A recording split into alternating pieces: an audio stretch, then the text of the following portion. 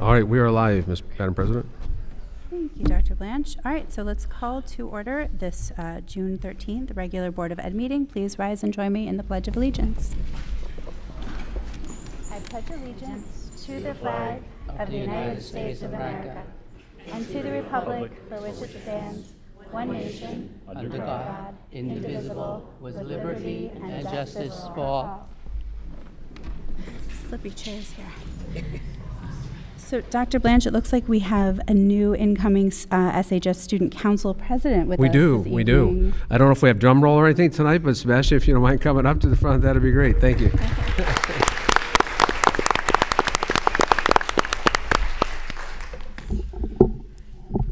Good evening, everyone. It's so great to see you, and I'm so glad to be here as the newly elected student body president, and I'm really looking forward to reporting to you guys and working with you.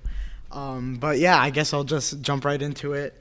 As it pertains to student life, we had the Somers Science Research Symposium, which showcased all of science research at the high school and their projects and what the students have been working on.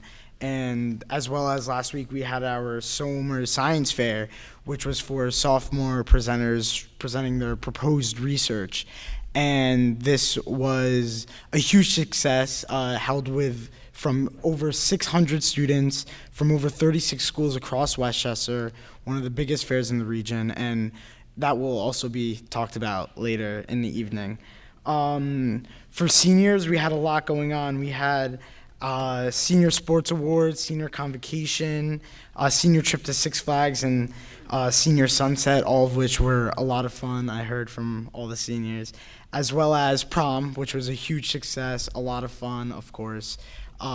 Pictures were beautiful, everything. Next week, we get to send our seniors off with graduation. We will be sad to see them go, but we get to turn into a new year, right? By the way, I forgot to mention, I'm a junior right now, and I'm a rising senior. So, yeah. We also had our yearbook distribution.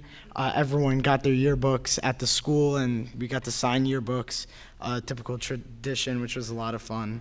Also last week, our Academic Challenge Club took a trip to Chicago to compete in qualifiers for a national competition, and that took place last Saturday on Zoom. It was an amazing competition, hundreds of students, and they had a great time. And then a project led by peer leader Jake Gannon. We had the senior send-off seminars, which he organized a series of workshops for seniors on practical life skills like money management and automobile care. For the arts, we had our band, spring band and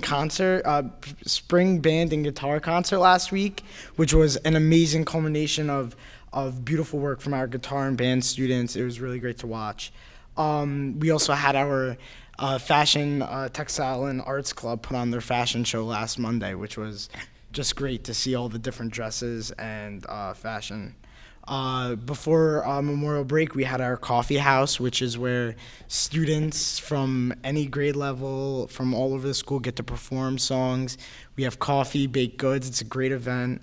We usually hold it twice a year, so next year I highly recommend going. But yeah, it was wonderful. Students got to perform. We had many bands, a lot of singers, and a lot of musicians, so that was wonderful. Student council, we had our elections, which we had several very competitive elections, and they were amazing, and we have a good, solid student council, which I'm so excited to help lead. And then also, just as a fun little thing to add, we have our Stuco Super Happy Fun Time Day coming up, which is where we just like go outside and have fun, have some pizza. That's gonna happen next week. Yeah, we just get to like decompress after exams. It's wonderful. And to end it off with academics, right, we have finals and regents taking place over the next couple of weeks, which students are gearing up for. I have my English exam tomorrow, which I'm excited for. Also, which was great, our technology and music class, a new class started by our one of our music teachers, Mr. Russo, created a playlist to help with studying. Like, they sent out a survey and got students' input on what type of music they listen to, and he had the students create a whole playlist for sleep and study that were all student-produced music and student-produced beats, which it was wonderful to listen to. And yeah, that's pretty much it. Students are excited for summer, and we're excited to be back in September. Thank you so much. Have a wonderful night.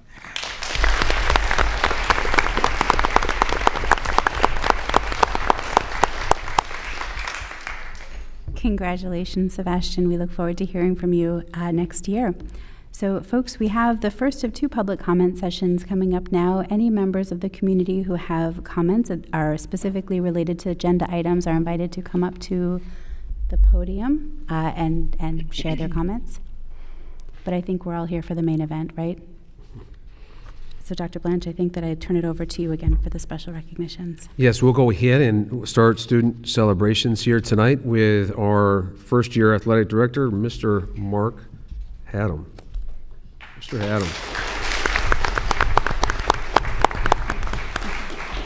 Thank you, Dr. B.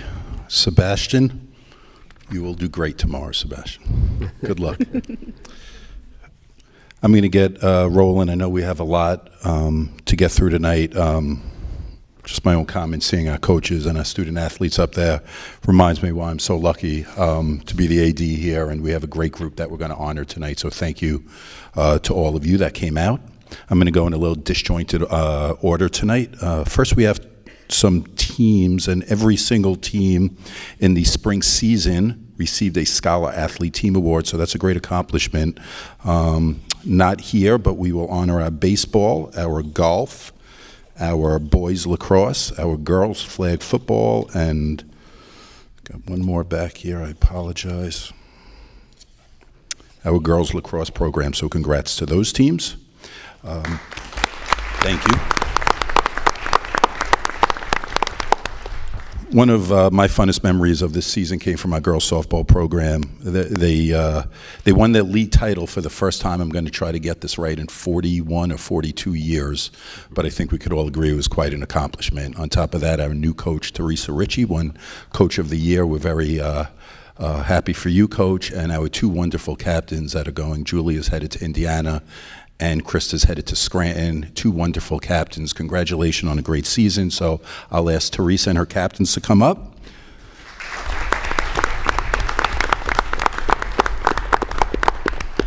Also won the Scholar Athlete Team Award, and again, for the first time in 40-something years, presenting a softball team with the league champion certificate. So congratulations, guys.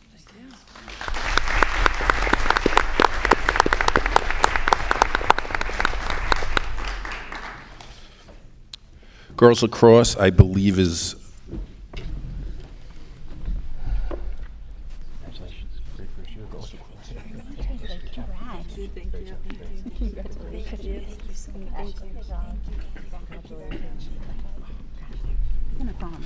our boys tennis team, not here, also won the Scholar Athlete Team Award, and our girls lacrosse team, also not here. We would like to honor them with league champions. We had a few individual accomplishments that I'd like to speak on. Anytime you hear the word All-American in a sentence is very impressive. We have 2 young ladies that made All-American and academic All-American teams for lacrosse. One is going to play in Yale, and one's only a junior, not here tonight, but we'd like to honor Lauren McCartan and Molly Fink.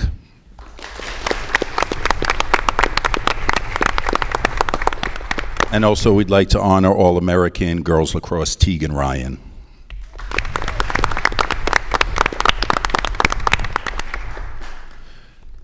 This guy's become a regular at our award ceremony with his captains, Connor Phillips, Mason Phillips, Coach Lacko, and Taro's back there, I believe. Come on up, boys track for Somers Senior High School. And not only did our boys track win a league championship, they won the Class B Westchester County Championship this year. Congratulations.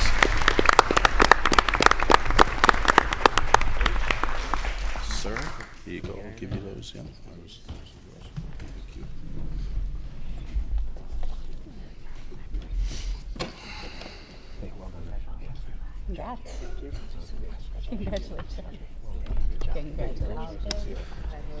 I'll ask our girls lacrosse contingent to all come up here with Coach Veg, and ladies, come on up and I'll talk about you briefly.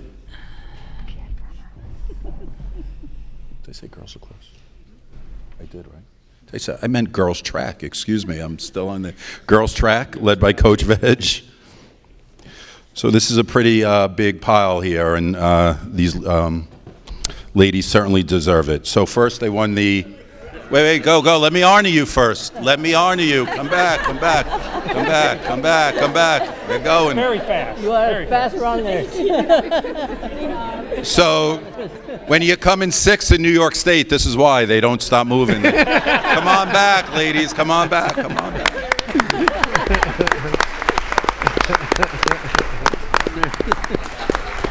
So I'll actually start with how I was going to finish, and how I was going to finish is this group is so much fun and such a delight. Just they're carefree and they love what they do, and as you can see, they just like to go shake hands for no reason. So let me honor you, please, now. First, they won their Scholar Athlete Team Award. They won another league championship, so congratulations on that. Our 4x100 team, sectional champions, and set a school record, which was in place for a very long time. I'd like to honor the members of that team: Isabella Milojevic, Lindsay Gill, Haley Donovan, and Kira Cleary.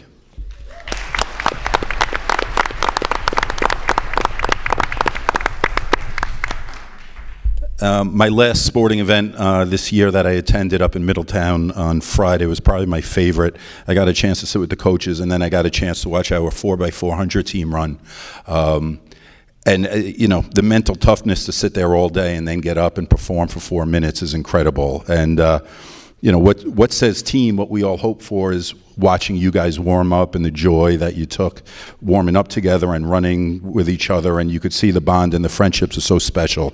There were 4 ladies that ran. I do want to also honor a 5th member of that team, Lindsay Gill, who could not run that day. But Lindsay, I know you were a very integral part of that team that year, so congratulations, along with Isabella Milojevic, Chelsea Hewitt, Haley Donovan, Kira Cleary, and coming in 6th in New York State. Congratulations, ladies. And now you can go shake hands, and thank you everybody for your time. Appreciate it.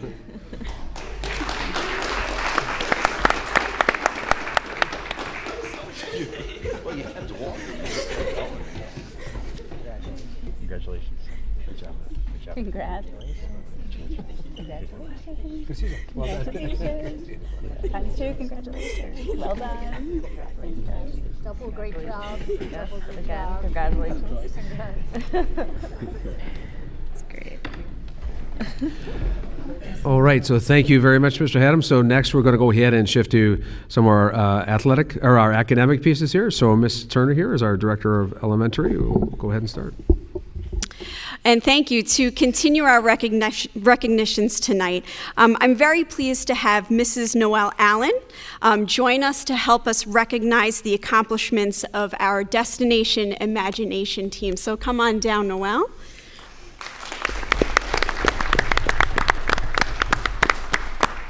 Somers has had some really strong participation in the DI program, and it's a great program, a great experience for our students to be involved, to build upon their critical thinking, their creative thinking, and their problem-solving skills. So thank you so much, Noelle, for recognizing them tonight. Thank you. Should they come down now? Sure. I could call them down. Oh, it's so nice to be here. I've been doing DI since it started, and it's been such a wonderful thing to watch the kids who grow up and come back to me and say, I learned how to do this because of the teamwork, because of learning the skills. Most of you probably don't even know what DI is. Destination Imagination is a challenge for kids from kindergarten through high school. They even have some university level. And there are teams of 7 who have a choice of 6 or 7 challenges. And once they've chosen that, they have to solve it by themselves. There's a parent there, a team manager, who'll buy them the things that they need. But the kids have to figure it out. And it's just amazing. The first time I saw DI in competition, I didn't believe the kids did it. I said, oh no, the parents must have told them how to do that because they couldn't have done that. So we've had a wonderful 23 years. This is the 23rd year of Destination Imagination. And right now in Somers, we have a core of students who have come back, and their team managers, who happen to be their parents, have done a wonderful job. We have 2 teams, one at Primrose and one at SIS. And there's only, is it 4 or 5 families involved in both teams, which 7 and 6, because they each have a child on both teams. So I would like, Cameron's going to come down and just say a word about what her team did. And actually, we're going to call everybody down to come line up here, because these are this is Cameron McClure, who is the team manager of Yummily Never Ever this year. And her team members, in fact, maybe you will do that part. And I guess what I wanted to say is, number one, thank you to these 3, including Xiao Fei. Xiao Fei, I think you should be down here as well. Xiao Fei started doing DI, I don't know, 10, 15 years ago, and told me she was going to do it every year forever. Here she is. So this is Xiao Fei Fan, Joe McCormick, and Cameron McClure, who were the team managers this year of the 2 teams that competed and did a wonderful job. Cameron, would you tell us what your experience was this year? Yeah, sure. Xiao Fei got me into this. She said, no, you don't have to be a team manager. I just want to have the meetings at your house. And that's how I got sucked in. That was, what, like 6 years ago. Anyways, I just wrote something down. I'm so happy to be here and publicly congratulate the Somers 5th grade DI team and the Primrose team. The 5th grade team came in 2nd place out of 6 teams in their central challenge, but I'm really most proud of how at that tournament they gained the confidence and the assertiveness to advocate for themselves and their ideas at the tournament. Their challenge was really wacky and not everyone understood, but they made sure it was understood, so that was really sweet. Anyways, the true challenge of DI, I think it's not writing the script or building the props, even though that's really challenging. It's resolving conflict between 6 of your peers. This year, deciding on roles for the team was really challenging, but I'm so proud they eventually found a solution that everyone could live with, and they all really shined in their very different roles. So they did the Fine Arts Challenge, which was totally new for them. Previously, they did an Engineering Challenge, and before that, the Improv Challenge, so they jump around.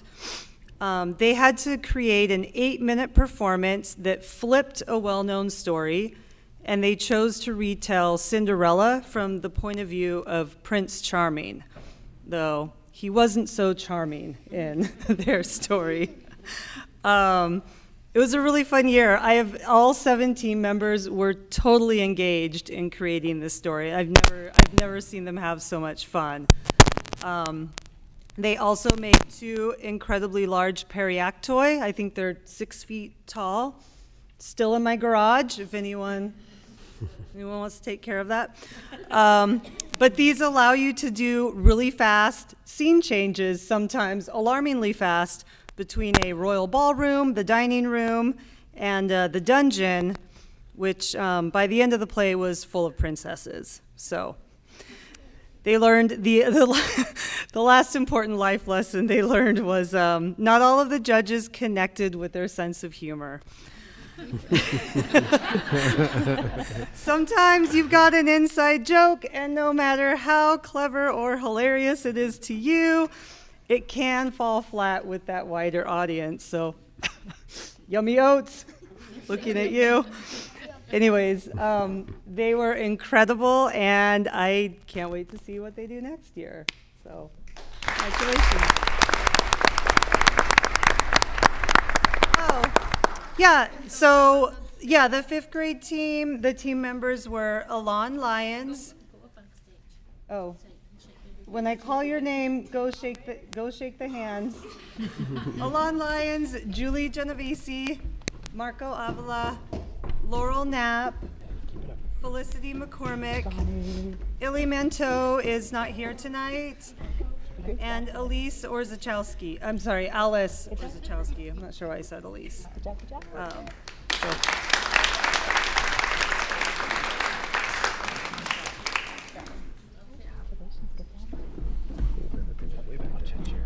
I'm telling you.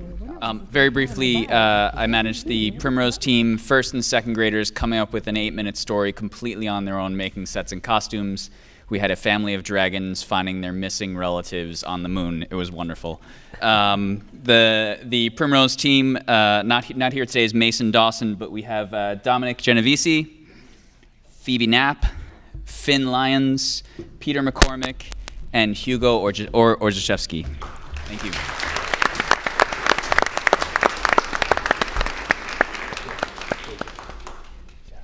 So next year, we'll let you know when the regional tournament is, and maybe you can come watch. Thank you.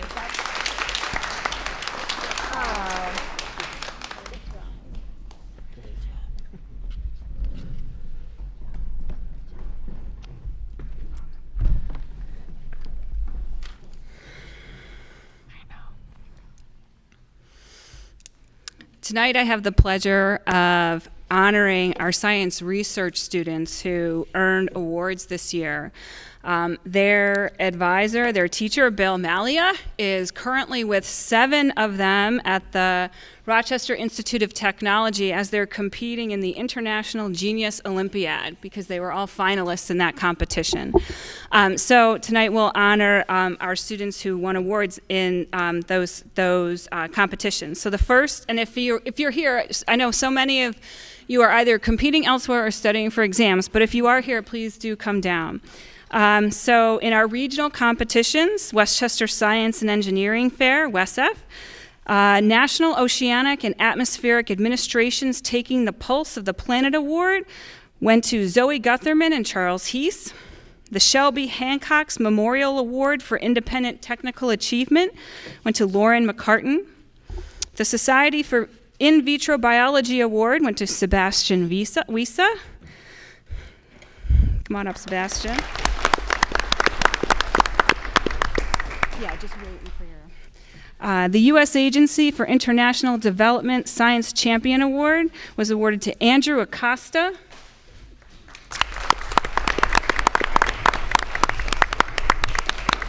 And Kaylee Pico. The Office of Naval Research went to Nate Traver. Today's Students, Tomorrow's Engineers Award went to Timothy Lee, Mary Grace Mahoney. Community Impact Award went to Taylor Bassi. Honorable mention went to Kira Goff, Maya Shirakura, Ella Ponterio. In 4th place, Timothy Lee, Zoe Gutherman. 3rd place, Michael Aquilino, Connor Entenberg. And Grand Prize International Genius Olympiad went to Connor Entenberg. Grand Prize awards were given to Connor Entenberg, International Genius Olympiad. The New York State Science and Engineering Fair, Zoe Gutherman won an honorable mention, and Connor Entenberg, 3rd place. For the Westchester Rockland Junior Science and Humanities Symposium, Zoe Gutherman won 4th place for Earth and Environmental Science. Kira Goff won 3rd place for Animal Science. And then finally, the Somers Science Fair, which Sebastian mentioned earlier, Angie Ayubi won 1st place for Behavioral Science. Angie.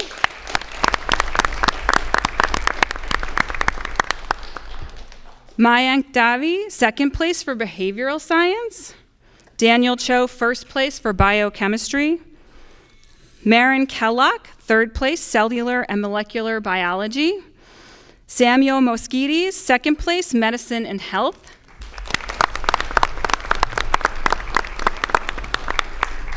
And Kaylin Garrity, 2nd place for Medicine and Health.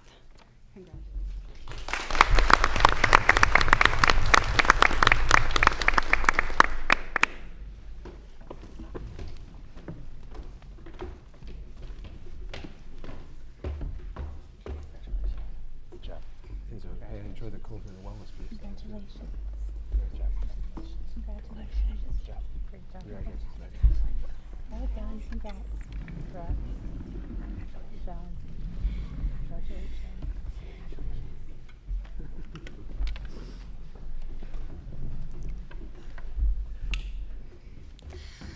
And now I want to invite Mike Mano from the high school music department up to recognize some of our Somers musicians.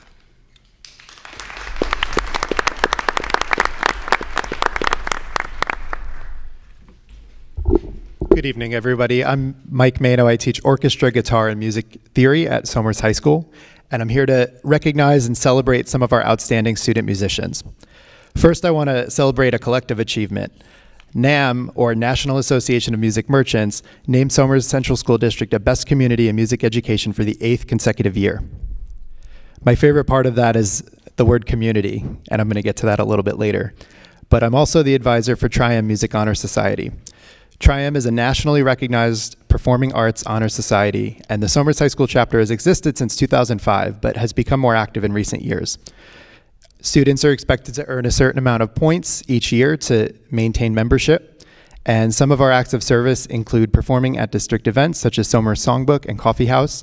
Some of our members perform in our community with musical groups and productions that they've organized themselves.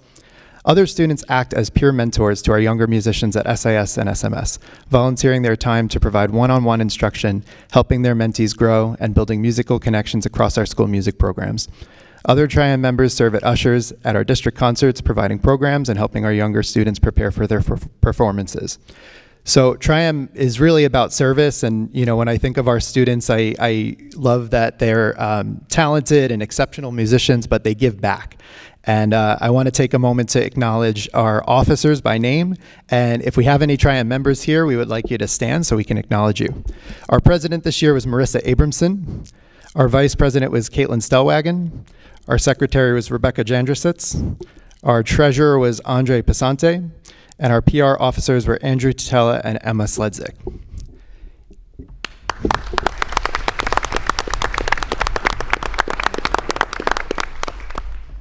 Do we have any Tri-M members in the audience tonight? Please stand up.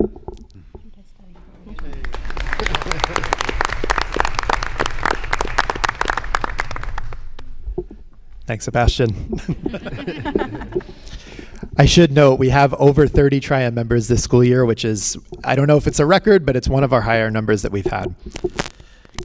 Next, I want to acknowledge some of our students that participated in the NISMA Solo Music Festival.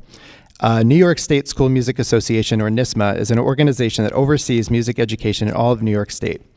Every spring, there are local festivals organized for students to perform solo or small ensemble music for a rating, a score, and written feedback. Achieving a high score can mean qualifying for All-State, Area All-State, or All-County in band, orchestra, or chorus the following school year.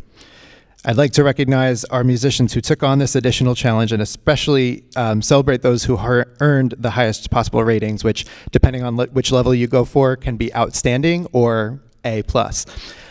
So first, please stand if you participated in NISMA this year.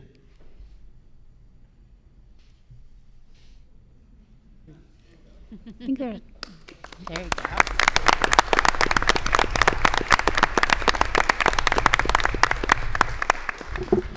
Thank you, ladies. And we had over 40 students participate from Primrose to the high school total. And so we'd like to celebrate and recognize all of those students that participated in NISMA. And we're excited for a new year of concerts and performances and sharing music with you. Thank you.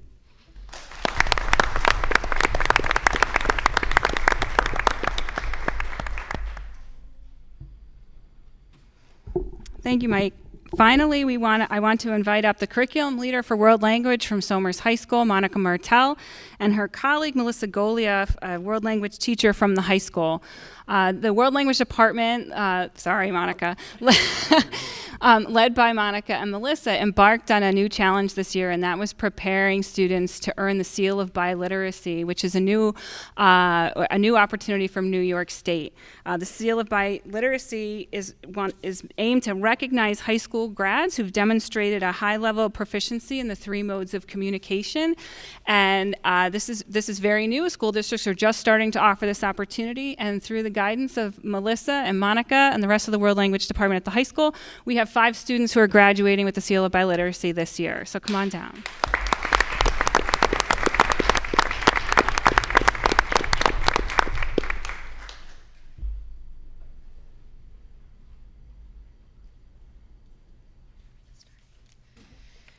Good evening, buonasera. My name is Melissa Golia.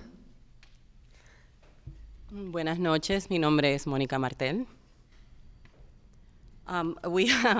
We are the Seal of Biliteracy advisors for the Somers High School. This evening, we would like to recognize and congratulate the first class of recipients at Somers High School of the New York State Seal of Biliteracy.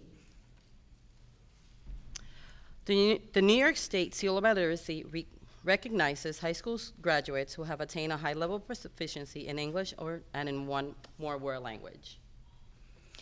The intent of the New York State Seal of Biliteracy is to encourage the study of languages, to identify high school graduates with language and biliteracy skills for employers, to provide universities with additional information about applicants seeking admission and placement, to prepare students with 21st century skills, to recognize the value of language instructions, and to affirm the value of diversity in a multilingual society. The 5 recipients have studied a world language for 4 years at the high school, have created portfolios of their best work in both English and their world language, and have researched and delivered presentations to our panel of advisors and teachers in both English and the world language at the intermediate, high to advanced proficiency levels. The following 5 students have fulfilled all state requirements to earn the New York State Seal of Biliteracy for the academic school year of 2022-23. We would like to call up and recognize Andrew Acosta for Spanish, Zoya Curana for Spanish, Lydia Wilkie Olsen also for Spanish.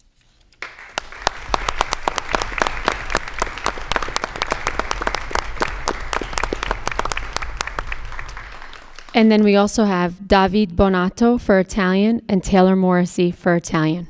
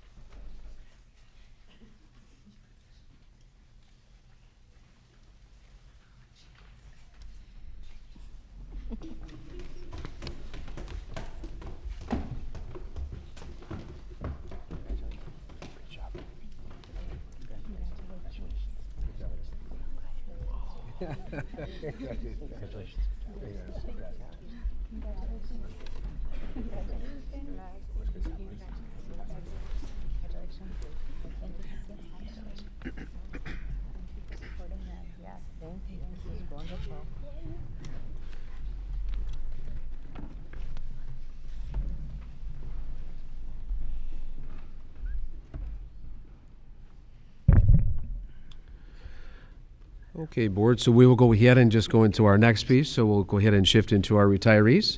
That's okay, and then after our retirees, we'll go ahead and take a pause, and so the board can go ahead and meet and greet families and folks for a few minutes, then we'll get back to our regular session. So if we can go ahead and start with our retirees, and I'll surprise everybody, we'll start with Primrose. So how about that? So let's go with Primrose.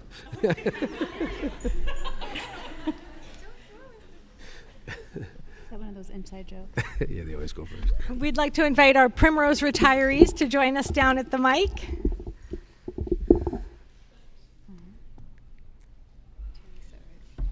Teresa, you too.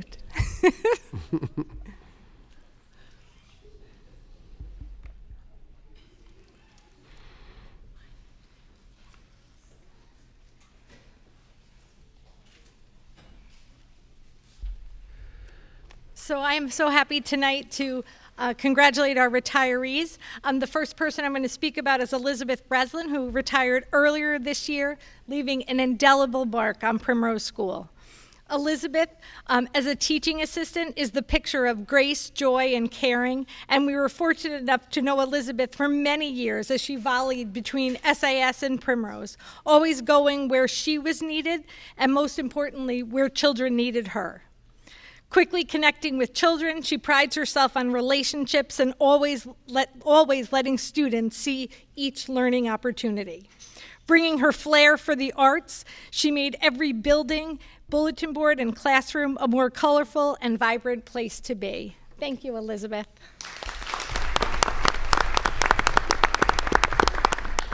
Lori Renzoni couldn't join us tonight. Lori also retired earlier this year. Lori's dedication to special education has been a hard act to follow. For countless years, she has been a steadfast member of our special education team at second grade. Her patience and kindness know no bounds. Working with both special education and general education teachers, she was always able to blend the best of both worlds to ensure student success. Thank you, Lori.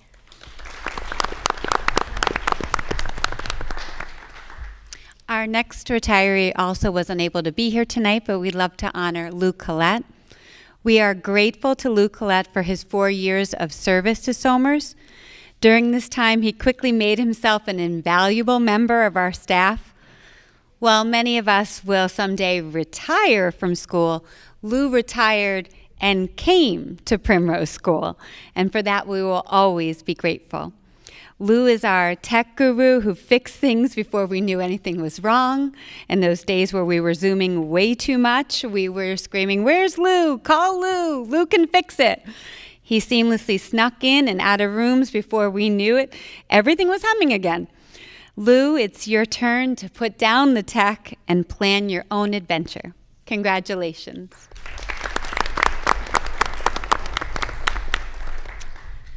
So also we'd like to honor Gail Weiner, who is here with us tonight. Gail Weiner is a class act. Her fans at the We Deliver post office would even say that she's first class. Get it? All the way. No matter what assignment we ever gave Gail, Gail not only got it done, she elevated it to a place we did not imagine. Whether it was instructing children using ABA techniques, mastering second grade foundations, jumping into an integrated co-talk class, or teaming with a teacher during the days of COVID when staff divided students into 2 different rooms and taught them together, Gail jumped in willingly and brought her colleagues along for the ride. Truth. When consultants from Inclusive Schooling came to audit our inclusive school practices, Gail's work in the ICT was a standout in the report. Her laughter and her joy that she brings to the post office each and every day have made it the place to be in second grade, even if you are giving up recess. Thank you, Gail.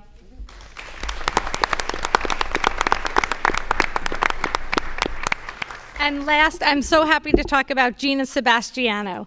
Gina's connection to the community runs deep, and she truly found her place in kindergarten at Primrose School. My favorite story that I learned recently was that Gina and her daughter came to kindergarten together. Gina as a kindergarten teacher and her daughter as a kindergartner. When you talk about being all in every day, this is Gina. She was a pioneer in sustainability before it was in vogue and educated Primrose students and staff about the importance of recycling and about the importance of making a difference in the community and what it truly means to be a global citizen. For Gina, life is always a search for balance. She was there late every night. And it truly to search for balance in the environment, in life, and in work, and in play. She always found the balance for her students. Gina, thank you for always reminding us of what we hold dear as primary educators, connections to one another, play, and wonder. Congratulations.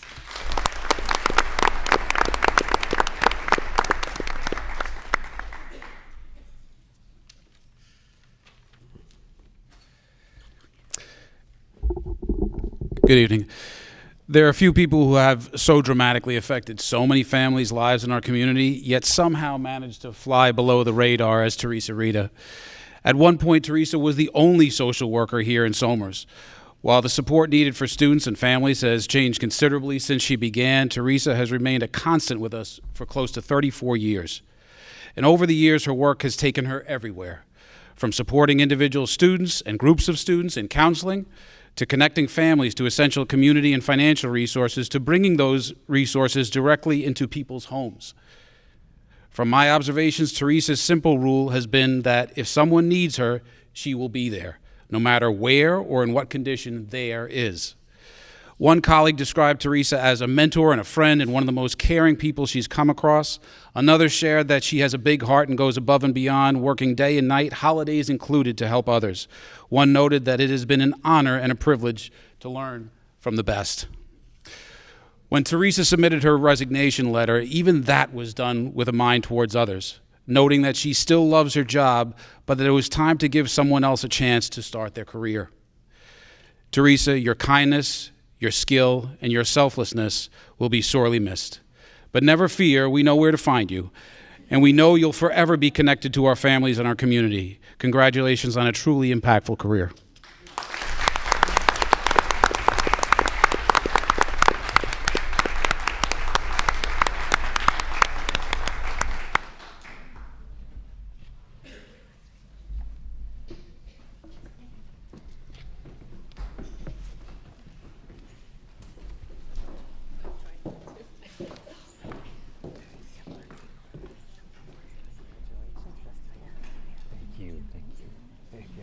Marie and Tess, if you would come down. Thank you, sir.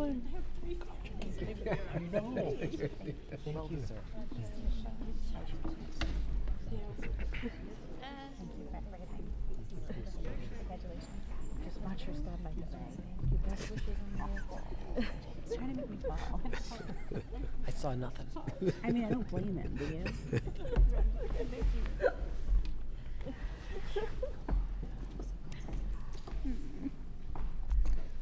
So good evening.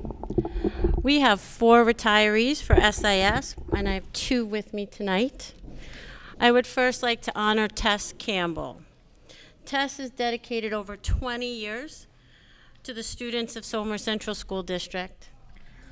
She has been an integral member of our SIS team and supported so many students throughout the years. She began her journey at Primrose, and then she came to us at SIS, and we have not let her leave yet. It is still tough to think she won't be there, but hopefully she will come and visit us and sub. Tess has moved. Throughout her years at SIS, Tess has demonstrated an unparalleled dedication to the growth and well-being of her students. Her ability to connect with teachers and work as an integral member of our team will be missed in 3rd grade. When talking to Tess about her students, it's amazing how she knows each and every child, their siblings, and what they like to do. You will often see her at baseball games and student activities cheering on her kids. Tess truly goes above and beyond to create a nurturing and inclusive environment where students feel supported and valued.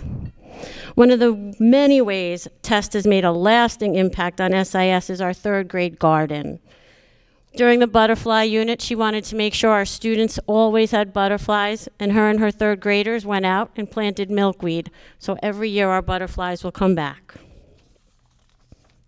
As Tess embarks on a new chapter in her life, I would like to thank her for her immeasurable contributions and remind her that we always need subs and the door is always open. We are truly fortunate to have had someone as remarkable as Tess be a part of our team. Congratulations and best wishes on your retirement. We also have another teaching assistant tonight, Marie Brown. She left us in January, but since then she's been back at SIS, helping us with Authors Day and other events. I think I see her more now. Throughout her journey as a teaching assistant in Somers, she has left a mark on many of the students she has worked with. Her dedication and love for education have been evident in every interaction. She also started at Primrose and has supported students at SMS and SIS. At one point, she left for 3 years to go to Wappingers and then came back. She knew this was the place that she considered home. Your return was a testament to the special bond you have formed with our students and the profound impact you continue to make on their lives. The countless hours you have spent assisting in classrooms, providing one-on-one support, and helping students navigate their educational journeys has shaped their lives in immeasurable ways. Your role during COVID, supporting students in an ICT classroom in the library with desks 6 feet apart, was challenging every day. Yet you were there with encouragement and support for your students.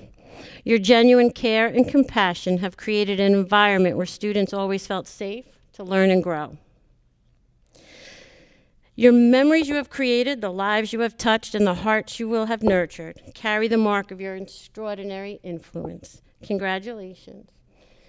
You won't be missed because you're still there. And congratulations on your retirement.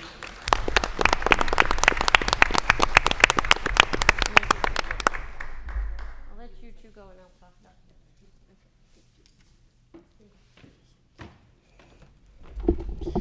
SIS also has Christine Vita, who's not with us tonight, who will be retiring after 30 years in 5th grade at SIS. It is impossible to think of SIS without Christine in 5th grade and without her love of Snoopy and Peanuts characters.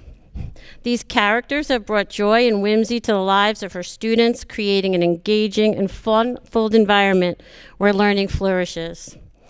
Christine's versatility and dedication to her craft have been evident in the many roles she has filled at SIS. She was the language arts coordinator for many years, and she played a vital role in shaping curriculum and fostering the love for reading and writing among her students. Christine was also not afraid of challenges. She overcame her hesitation of integrating technology and becoming an integral member of our technology team. Her willingness to embrace new tools and strategies has empowered both herself and her students. We would like to thank Christine for her incredible dedication to her students and her unwavering support to their success. And we congratulate Christine Vita on her retirement this evening.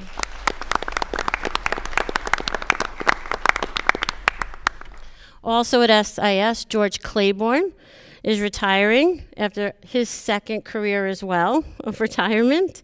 George has been across our district, and his commitment to students and his tireless efforts have made a significant impact on their lives for years.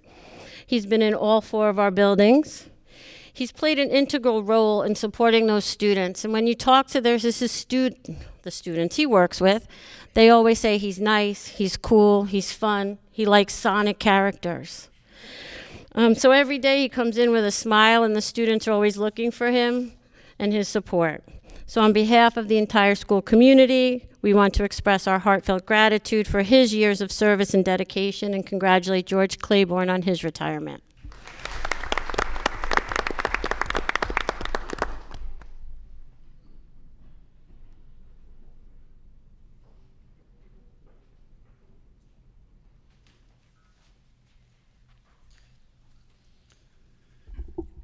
Good evening, everyone. It's my pleasure to honor 2 retirees from Somers Middle School, Karen Rustad and Mary Sensamichi. Karen couldn't be with us this evening, but Karen started in the district in 2007. She was a teaching assistant mostly in the 6th grade, and I think she could be described as kind, caring, helpful, hardworking. She really understood that the transition to the middle school, while just across the parking lot, could be challenging for students. And she provided the support that they needed in September while fostering that independence to help them become more self-sufficient as the year went on. We'd like to thank Karen for her years of service, and we wish her the best in retirement. Thank you, Karen.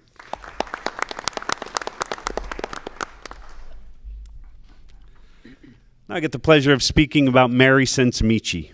Mary started as a sub in the district in 2003, was appointed as a part-time monitor, and then a full-time teacher aide. She's worked in all 4 buildings. She's been a teacher aide in the district for 10 years and has helped countless children find success at every level.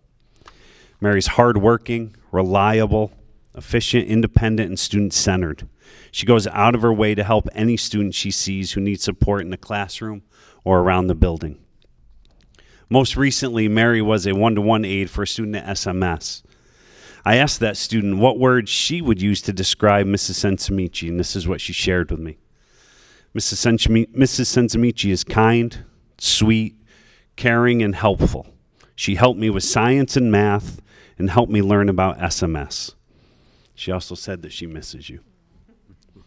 I know Mary provided a sense of safety and comfort for both that student and her family. She helped this young lady make the transition to SMS, helped her not only get by, but thrive in her classes, and helped her make social connections to other students. But when I think of Mary, I think of the smile she gives you whenever she sees you. She was meant to work with kids. Even on the worst days, she has that smile that makes those around her feel like it's going to be okay. I consider myself lucky to have worked with Mary. I think the students she's worked with are lucky too. Mary, I wish you all the best in retirement. I thank you for all that you've done for our school and for our students. You'll be missed.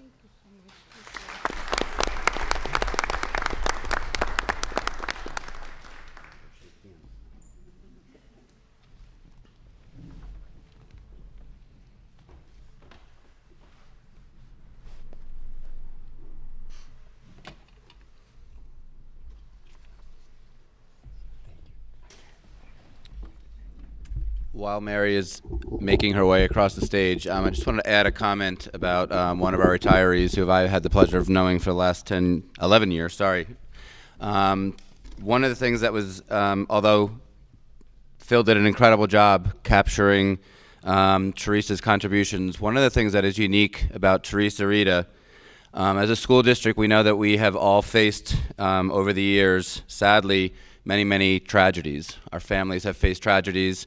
Loss of loved ones, and Teresa has had the unique ability to always know the information and has always been the first one to reach out during the most difficult time that a family has faced. And so personally, I want to just say, Teresa, thank you for being that source for all of us, and especially for the families who were most in need, for being there to support them.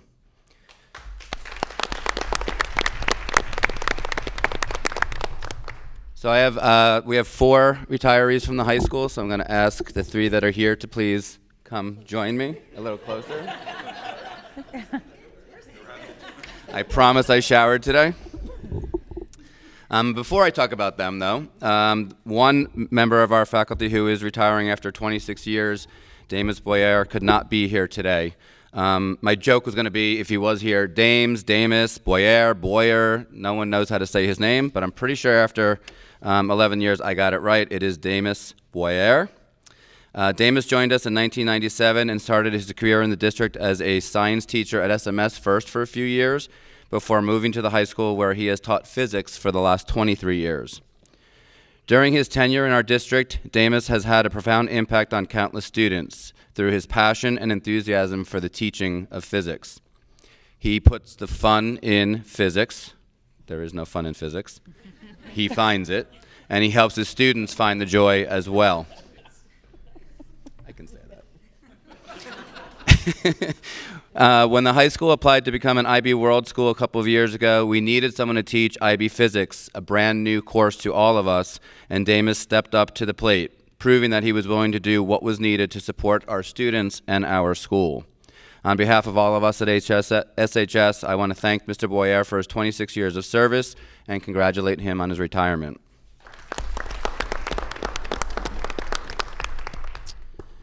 Next, we have Barbara White. Barbara White joined the high school in 1998, first as a aide before moving into her current position as a campus supervisor. Barbara has done so many things in her 25 years at the high school, including monitoring our in-school suspension room, helping with our athletic enrichment program, where our student athletes work after school to improve their grades and regain their eligibility to play, and now working as part of our Student Life Center. The Student Life Center is a space that was revamped from a barely used senior lounge into a vibrant center of our student life. It is exactly what it is, a student life center. And one of the unique things about Barbara is that space is a model of inclusion. We have students from all walks of life come together, and one might look and say, well, they're just playing video games, or they're playing board games, or they're eating lunch. But what's truly happening is that those students are learning valuable lessons in socialization, relationships, friendships, And often, many of those students have difficulty with some of those socialization skills. And Barbara is there to support them, to help them in moments where there is conflict, and to always make sure that they are welcomed with an open arm and a big, bright smile. So on behalf of all of us, Barbara, thank you for your 25 years of service to Somers High School.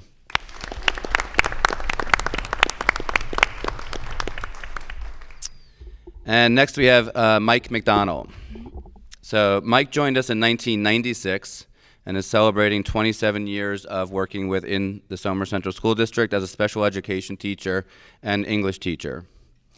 Michael has worked in a variety of classrooms over his 27 years at SHS. Over that time, he has seen our special education programs morph and change as we have sought to best serve our students who have special needs. At each step, Mike demonstrated flexibility and adaptability as he altered his instructional approach to meet the needs of his students. As an inclusion teacher, Mike has worked in all 4 academic areas, supporting students as a consultant teacher and as a co-teacher in all 4 of those areas. As a certified English teacher, Mike has taught our special class English classes along with our special class math and has been a co-teacher in a very wide variety of classes, including, those around long enough know, we had Math A, Math B, Algebra 2, English 9, English 10, Geometry, English, Global 9, Global 10, U.S. History, and Earth Science. A rarity among special education teachers, Michael is definitely a jack of all trades, but he is also a master of all of those. His teachers have come to rely on him not only for his expertise in the areas that they're teaching, but in his ability to break down the information for students so that they can find success. One of the hallmarks of Mike's tenure here in the district is his connections that he makes with students. Mr. McDonald is behind them all the way. He believes in them and is their champion, something that is so vital for students who often find school very difficult. As evidence of this, we have a former SHS student who is now a parent with high school age children who often comes back and visits teachers that had an impact on him. And every time he does, he will remind us that Mr. McDonald is on the top of that list of teachers who he wants to visit.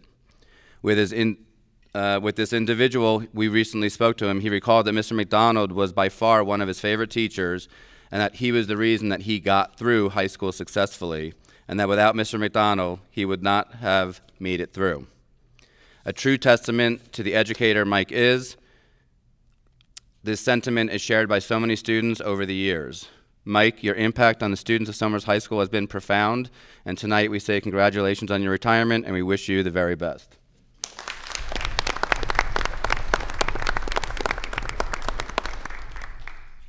All right, so now we get to 53. You have to start to wear glasses. I'm going to stop struggling trying to read the words.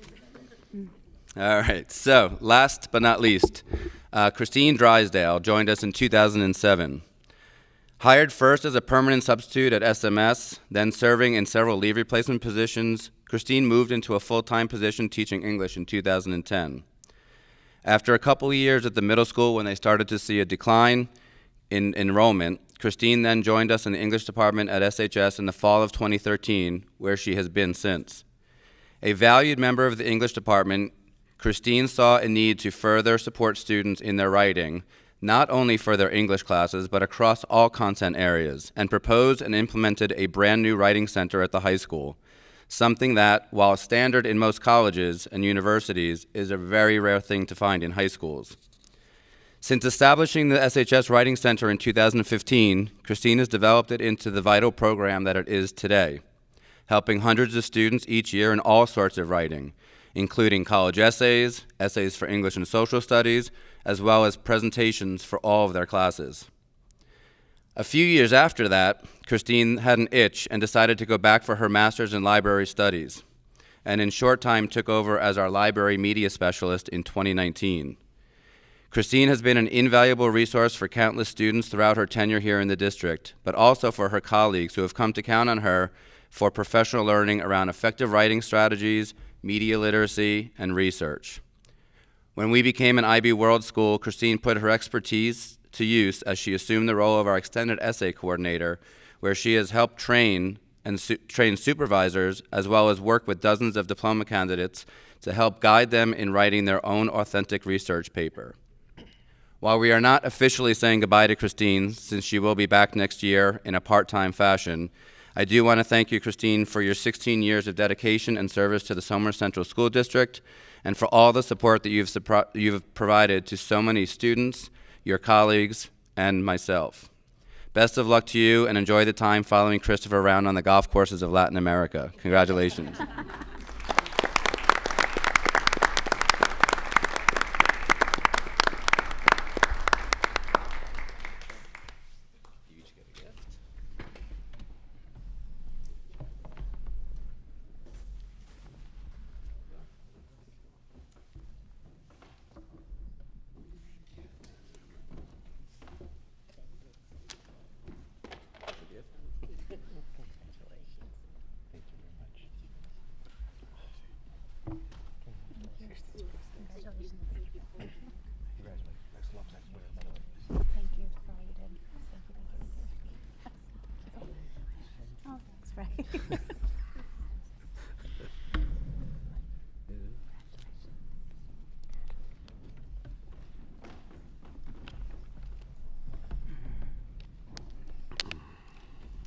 Cindy Russo, if you can come on down.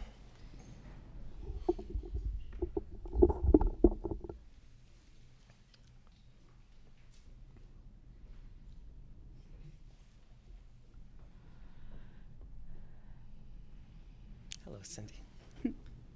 Tonight I have the pleasure of speaking about Cindy Russo. She was a senior account clerk for the district for just about 28 years, all of which was in the business office. There's also another member of the business office here, Kathy, who has worked with Cindy for almost 15 years. I'm not sure if she's here to show her support or to make sure that it's official. Thank you. Cindy would often threaten us with the last few years that she would be retiring. Kathy would pretend to be happy about it. But I think when that day finally came, I speak for myself, I think I speak for Kathy and the rest of the business office, it was a very sad day for us. Cindy had her hand in many different areas in the business office: accounts payable, accounts receivable, budgeting, fund balance projections, grants, and the list goes on and on. For those of you who got to work closely with Cindy in the business office, I can still hear sometimes the shouting coming from that side of the office. Chris, I need you. Quite often. Even in retirement, though, as Cindy retired earlier this year, she's still been very helpful to me and the person that ultimately replaced her. I often text Cindy for questions and suggestions, and she always answers the call and has come in a few times to assist as well. Cindy has a heart of gold. She's going to be truly missed. She has been missed. It was a big void for the business office and for the district. I'm very happy for her, and I wish her nothing but the best in her continued retirement.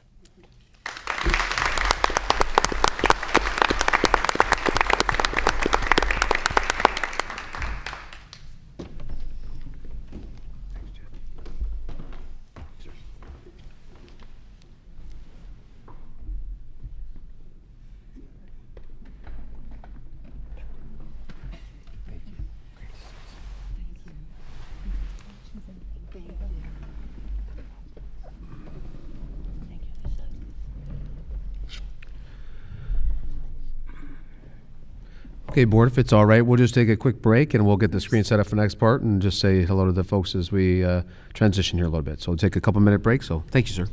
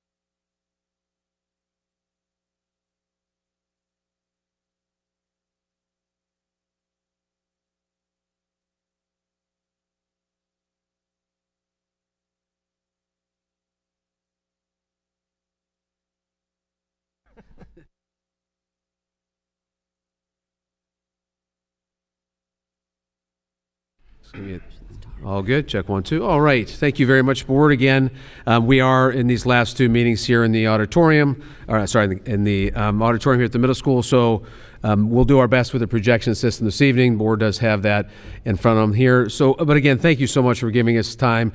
We did, kind of add some elements of our educational envelope here tonight with the music program and the science research program and some of those. So thank you very much for the expanded time this evening. Really, our next piece here tonight is our last and final element of excellence that we have here this evening. This is on the global citizenship piece.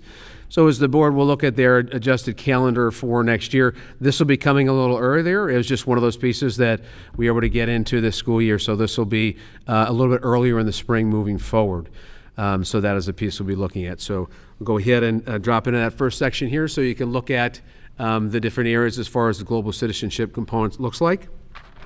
So one of the components I'd ask you to kind of look at is, again, just take a second. You can look at the different visuals that you would have there. Hopefully, that idea about, picture tells 1,000 words. You can get a general sense and a hope and a desire of what we're doing in our schools to support students' global citizenship.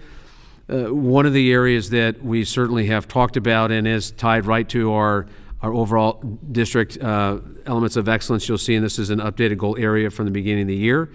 And this, again, is the hope and the desire of this living and actually growing document throughout the year. And this is our first go-around at such a comprehensive look, I would say, is to have it really respectfully show what we're doing in the school. So you can just see some of the photos on the left-hand side there. To celebrate, an understanding a broader perspective of others from the elements periodic table from the high school, where it identified, different individuals, some different backgrounds of element piece, and that was specific to Black History Month that we celebrate in the schools. You can see different activities. You saw some of our world language teachers that are here this evening, celebrating different world languages pieces from our students in the service club activities and things. It just gives you a little sample of that. Again, developing a space of responsibility, belonging, and acceptance. Then over on the right-hand page there, you can see some of the areas where one of the pieces that we have been involved in has been in the No Place for Hate, the Anti-Defamation League. And so when you look at that, those are samples of activities. Each school, underneath their school success plan from a global citizenship perspective, identifies school-wide, school student-driven activities that will be engaged in, be it from Unity Day at the middle school or human rights projects at the high school, to Mix It Up lunch, to Find a Buddy at the Primrose campus and things. So you'll see, again, those are No Place for Hate activities. There's a short list down there, some other things where character chains, Unique Sweater Day, Upstanders, Be a Friend letters, Holocaust and Human Rights Education Center collaboration. So a whole myriad of different things. Those plans are developed, designed, and then sent to approval from the Anti-Defamation League to help us to maintain our recognition as a No Place for Hate school as well as school district. So that gives you the semblance of some of the things that have transpired there on a yearly basis. And so then as we would head off to the next page, we'll see if our audio works tonight, Chris. If we have to go old school, there we go, bend the mic. Thank you very much. We have, again, a key part of our work that we have been, we heard a little bit tonight from our world language team, and actually Mr. Baird mentioned one of our science teachers helped us out with our inaugural IB physics course, is moving towards an IB Bachelor School District. And so if you look at tonight, you'll just see 2 short video clips. On the left-hand side is our 8th grade students who piloted this year the first NYPI community project. The intent is all 8th grade kids next year will go ahead and do that. So we'll just give a quick snapshot, especially for some of those folks who didn't get a chance to see that. So we'll see if our audio works here. So thanks, Chris. Great. Maybe not.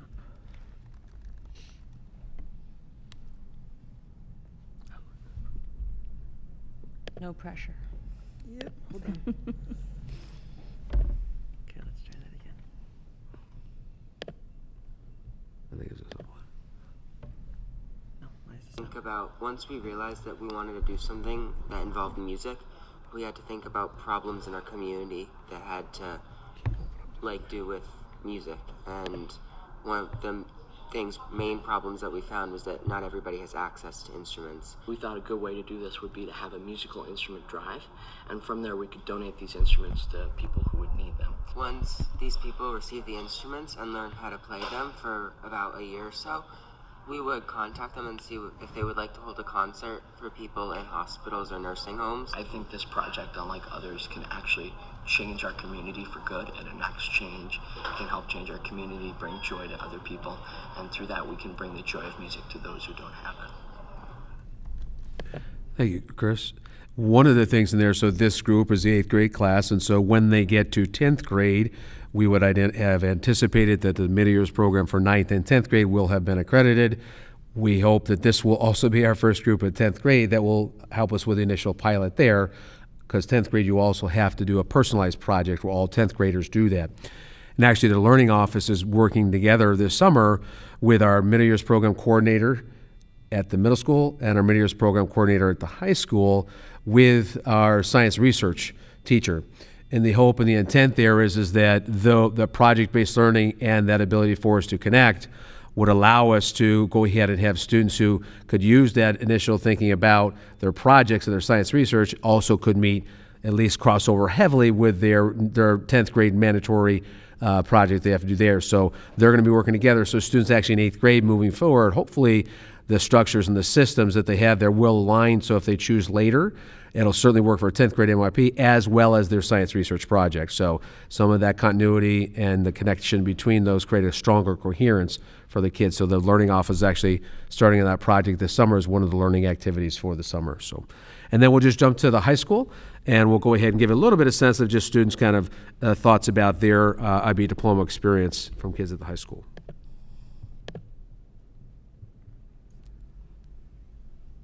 When I was first learning about the program, the first thing that immediately was evident to me was the sort of inquiry-based learning. Like there's no correct answer to a problem. It's very research-based, very individual-based, and that's something that was very appealing to me, very appealing to a lot of my peers in the IB program, and that absolutely stood true. I learned so much. My writing skills have improved by tenfold. And it's just been an amazing experience, and the friends that you make and just the skills that you learn how to ask good questions. I think two of the really big reasons and kind of the reasons that influenced me to join the diploma were, one, I wanted to improve my critical thinking skills, and somewhat similar to that, improve my writing skills. And the IB diploma places a much bigger emphasis on critical thinking and writing as opposed to other routes that may focus more on short answer and multiple choice. And I thought that was really important for me because it's a good skill to have, and especially in my college career and in my professional career, it's a skill I need to have. So working on it now was something that was really important to me. I really like the IB diploma because of the college acceptance rates. That was one of the first things that stood out to me. And then as I continued to research, I was really impressed by the curriculum and how we no longer looked at education from like a one-dimensional perspective. We started acknowledging that there are multiple perspectives and there are multiple right answers. And I really liked that the answers were no longer black and white. Definitely time management. I've written a lot of papers. And also conducting my own research. I think that's the thing that stuck out the most, was learning how to collect data from all different subjects, whether it was in my sciences, in my history classes, even in my English class, learning how to collect certain parts and create an argument based on what I'm collecting in my own research. Thank you, Chris. So then, as we would just go to the kind of last page in here in this area about global citizenships, hopefully we've seen the activities that students do across their buildings, across the districts to support the embracing of all, and then talking to the students how they learn about others and self-discovery there. And then the last piece is on student engagement. So what we've identified are the ABCs of student engagement, A being affective, and B behavioral, and C cognitive engagement. So what you're seeing here is that, again, this is a framework. The theory of our framework here is that we're committed to increasing those areas where the research would tell us very clearly that by having students who are engaged in our schools in all three of those areas, they are more likely to exhibit positive behaviors such as coming to school, engaging in the schoolwork, being involved in extracurricular activities, following along with school rules, taking leadership roles, versus if they're not engaged, affective behavior, cognitive, you will see the lack of attendance will drop, the disciplinary actions will actually increase in a negative perspective. Students' retention in schools will also decrease. Their desire or access or interest to desiring more challenging coursework will also decrease. And frankly, their long-term social emotional health for themselves and their earning power will also decrease. So whilst I don't have a unique study for us, there's just body of research that tells us very clearly if we do that well, the end result is going to have students who are connected and do have positive social emotional wellness. They do challenge themselves to higher academic experiences, which have a lifelong impact. So one of the things that we look at here is the affective engagement. So these are a sample of questions from our children, the secondary level. So again, close to people in my school, I feel like I belong, I feel I'm safe. There's an adult school I can talk to about my problems and pieces. So those are some initial indicators that we would look at. And so one of the things I know that we're really focusing on, I mentioned it last time at our last CWAC meeting, we spent some time talking about student and community and belongingness. And so whilst, yes, 90% is a strong number, yet 10% of the students are telling us they're not feeling connected there. So whatever, if the school is 1,000, that's 100 kids who are not describing that they feel belong and connected to school. That belongingness is so critical. We spent some time that evening with our CWAC group talking about if I don't know or feel that I belong, what ends up happening is I'm in a situation, whatever it may be, in the classroom, on the athletic field, in the band room, wherever, in the lunchroom, if I'm working word, say, do I fit here or not, my executive functioning is really taking over to help me think about what should I say, how should I act, how should I behave exactly, and kind of being very critical. So your ability to engage maybe in academic behavior or social behavior is negatively impacted. So that's a piece we see now, and moving in the forward years, we're going to continue to work on that affective engagement. Again, it's a strength, but how can we create more opportunities, and then working with our adults so we know that kids know our adults are somebody you can talk to as well too. Safety obviously is a key piece there. Again, so that's a piece that we look at that in fact, affective engagement. So viewing this as kind of a baseline assessment of where we've got, because with COVID and stuff, we were just knocked out of kind of doing, student feedback surveys for a little bit. So coming back online. Behavioral engagement, these are self-reported indicators from students. What we do see, frankly, though, when we look at students will make missteps in the classroom and those kind of things, but when you get to a level of suspension, in-school, out-of-school suspension, it's about 97% of the students are doing fine with those kind of that code level of conduct, where you do have a small 2% of kids who may have in-school suspension or something like that. So you're talking about a very small number of students overall. So again, we're seeing that kind of aligning. What we're seeing, not that the kids aren't going to have some course correction along the way, but to that level of where there's something involved in there. And then cognitive engagement. One of the ways, again, we look at there is that one of the questions is, I'm getting a good education at my school. That's from the kids, and that was their perspective about getting a good education at school. The bottom, I did note that two things. If you'll see in the right, the picture there of our graduating class of 2022. So of that class, 72% of those children took at least one AP or IB class. What I do want to mention is that that number has significantly grown over the last 4 years. What has also happened is our performance for students on the AP has basically stayed the same. 3 or higher typically is considered a proficient score. That number has gone up significantly, but the draw has been 81% to 81% of kids that still perform there whilst it's gone up. Actually, and these are from earlier in the report we reviewed back with the 21st century knowledge and skills, you will also see whilst the numbers have gone up for IB significantly, the performance, frankly, pre-COVID was about 55 to 60% of kids met a 4 or higher as we started the program. Now post-COVID, we're at 79% last year that scored, whilst we've almost doubled the amount of kids taking it. So here's your a lot more kids taking it, and we've held our own as far as performance goes, and frankly, we've improved it in the IB area. So again, the ability for us to bring more kids in and keeping it at a high performance level. And then the piece that we have there is where did kids go? About 89% wanted 2 or 4 year colleges, and then 11% pursued their piece off into the workplace or education, things like that. Again, it's noted earlier, I guess I would say the end all, the major pieces here. Do our children graduate here from school?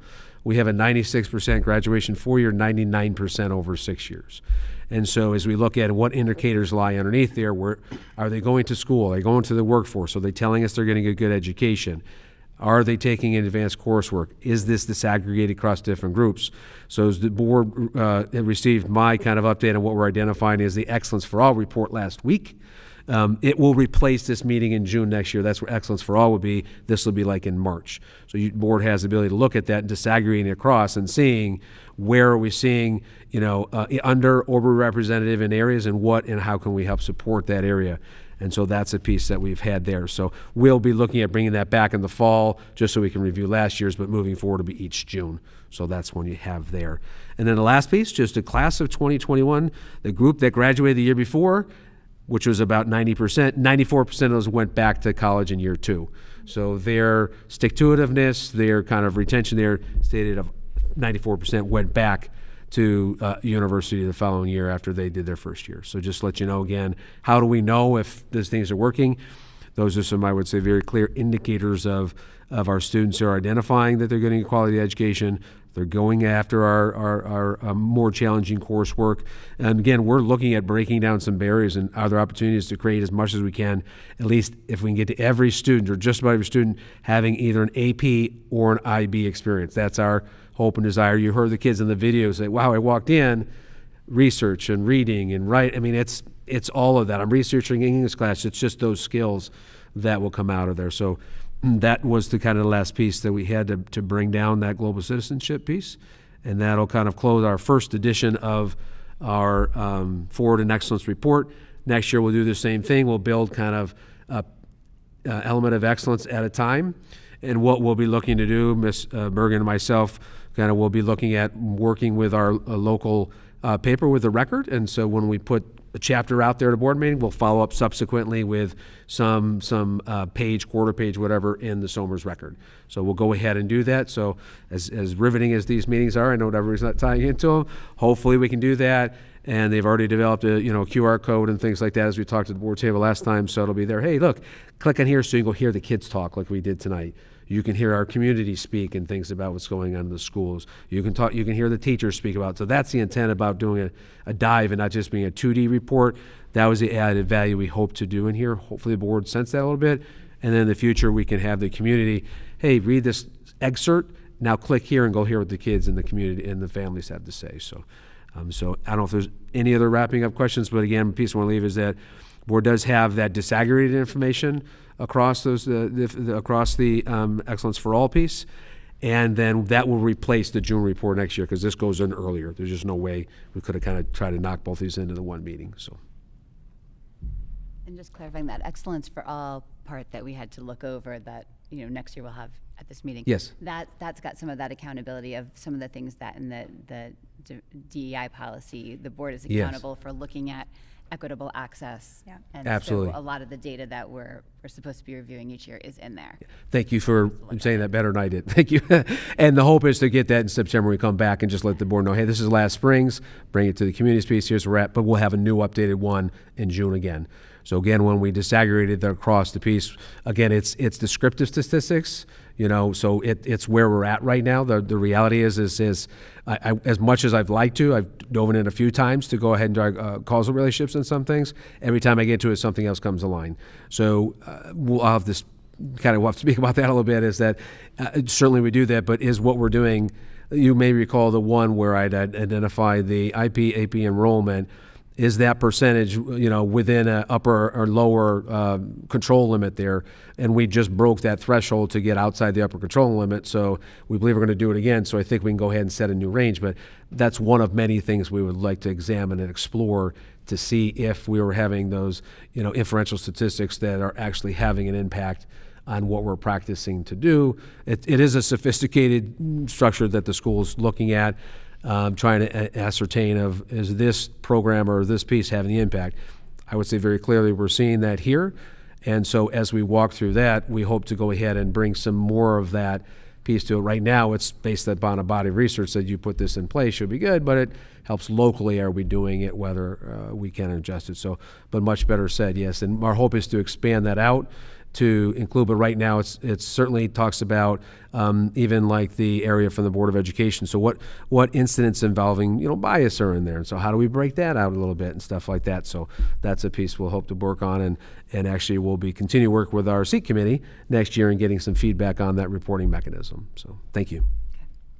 So Ray, where would folks in the community find access to this whole beautiful composite report of our district? Is it readily available on the front page of our district? Yes, and actually for my Friday notes, Amanda and I will put in my Friday notes, so that'll go to the inbox where everybody gets that. And then as we move forward, as we talked last time, how can we help cascade it across the community? Actually, Nancy and Amanda are working on doing some hard copies of this. So Amanda's going to kind of float around town and put please read only in doctor's offices and hair salons and post office, and so people can pick it up and just see it. So we're going to have hard copies out there like that, and then we'll use the digital, and then we'll also have it available on the segments of it next year, cascading through the year. As board goes through it, then we'll follow it up with a snippet of it in the newspaper. It might be nice if you identify some of the kiddos who are in the photos and you send it to their parents saying, hey, yeah, check this out. And also we want to share that we're celebrating your kid in this section of XYZ. I'll have to check with Amanda. She's much smarter than I am, so she may have done that, but I'll check with her, because it's like lovely seeing yourselves and stuff. So it's a proud moment. So yeah, very good. Kids would get excited. Absolutely. Thank you. Thank you, Ray. Thanks. Yep. And this is an entirely new report that did Yep. not exist last year. No. I just wanted to say that loudly. Good. Yeah. Good, thank you. Anyone else? Nearest one I could find was in Dallas. I think it was in the Dallas School District, which has 200,000 people or something. So, Yeah, it's a good comprehensive if you really want to see what's going on here and know where the data is coming from. yes. Yeah, and I truly think just in the next evolution, like anything, the second and third time around, it'll just round itself out, get a little bit better, get a little tighter. Hope it becomes part of our conversation at the board table. So this is when those reports come out to the board, it's an output piece, then we'll be able to see that here. So it'll align with the goals that the board helped establish. Remember, this year we've walked in with 4. We had 2 more goal level boards, one on community, family engagement piece, and then one on fiscal stewardship. So those are the kind of overarching goals are there. So now we'll be able to hit those running right in the beginning of the year. So, And it gives people sort of a pathway to know what to look for, right? And I think it also helps guide the board to say, here, this is how we're going to walk through the entire school year. Here are the programs that we're going to look towards. I think it's a really nice roadmap for all of us, just to say, here's where we're going, here's where we started. I wonder if you would keep a repository of former years, someplace where folks could see them and then compare. we should have them all up online there for us, and so they should be able to get them. Just here's last year, here's the new one, and so again, I'll appreciate the board here, and I'll give the feedback to my colleagues who've done so much work You'll on have here. them on EBSCO. We'll be able to search yeah, them yeah. on GoQuest. Yeah, Excellent. thank you.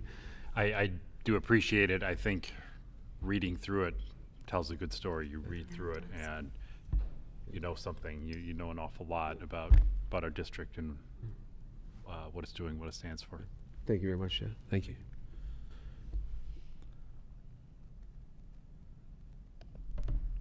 Questions? No? All right. So it looks like we have moved to, thank you for the presentation. Let's move to the committee and liaison reports. I don't know if any of the folks from committees would like to report back. Yeah. Sorry. Or we could just move right along to the financial report. It's also fine. I was You just wanna going to say we had our last CWAC meeting last week, which was great. I know Ray kind of touched upon it when we were discussing that piece of the Forward and Excellence report, but I also just kind of wanted to reiterate, because it was great we really discussed the meaning of belonging and fitting in, and it wasn't just like adults at the table, it was students at the table too, which I thought was so wonderful. And to hear their perspectives and hear our perspectives as parents, and it was just a wonderful conversation. And I thought it was just so great, because if you really think about it, kids, spend half their brain space on like worrying about if they're belonging. Do they belong in this room? Am I okay in this room? They're missing the lesson and they're not ready to learn. And I think that's such an important thing that our school district has really kind of focused in on, along with the executive functioning pieces and moving that forward. And I think it's a really great thing that you recognize it's not just about, okay, you have to learn 2 + 2 = 4. Like, you also have to make sure that the kids are sitting there ready to learn. And so it was a great last meeting, and I look forward to, the committee next year and keep it moving. So, Thank you, Amanda. policy committee, and Chad and Aoife, you can jump in if I leave something out, but responsive to that's board fine. requests, we just had looked at our public comment at board meeting policy, and then also we started looking into the concept of a social media policy for the district. So, we looked at, we're going to be sharing out with social media. It's a pretty big, daunting task. There's not a set template to use. We looked at them from a bunch of other districts, and so what we decided would be the best way to tackle that is that we're going to be sharing out all the samples that we had to look at with the board, and over the summer letting everybody with leisure look through them, pull out the parts that you think are the most relevant for our district and most important to consider, and then share those back with the policy committee so that next year we can get to work on shaping our own social media policy with what works and makes sense for Somers. And then the public comment one, we looked again at a bunch of different, what are the standards? We talked with legal counsel, and basically our policy is sound the way it is. It's comparable with what the standard practice is, and I think maybe there may be a few little just clarifying language tweaks, but that's all. Yep, I agree. With the social media piece, I would just add NISBA does not even have a sample. They don't have one themselves. So we'll have to evaluate. I was surprised you were considering, because I know that before you had said that there was not an example that we might look towards for the state level, so that was surprising to me, not on the committee this year. Yeah, right, but a lot of districts do have them. There's a lot of districts have number of districts that have them. Do they vary widely? Oh, very widely. So, we'll have to see what we want to do.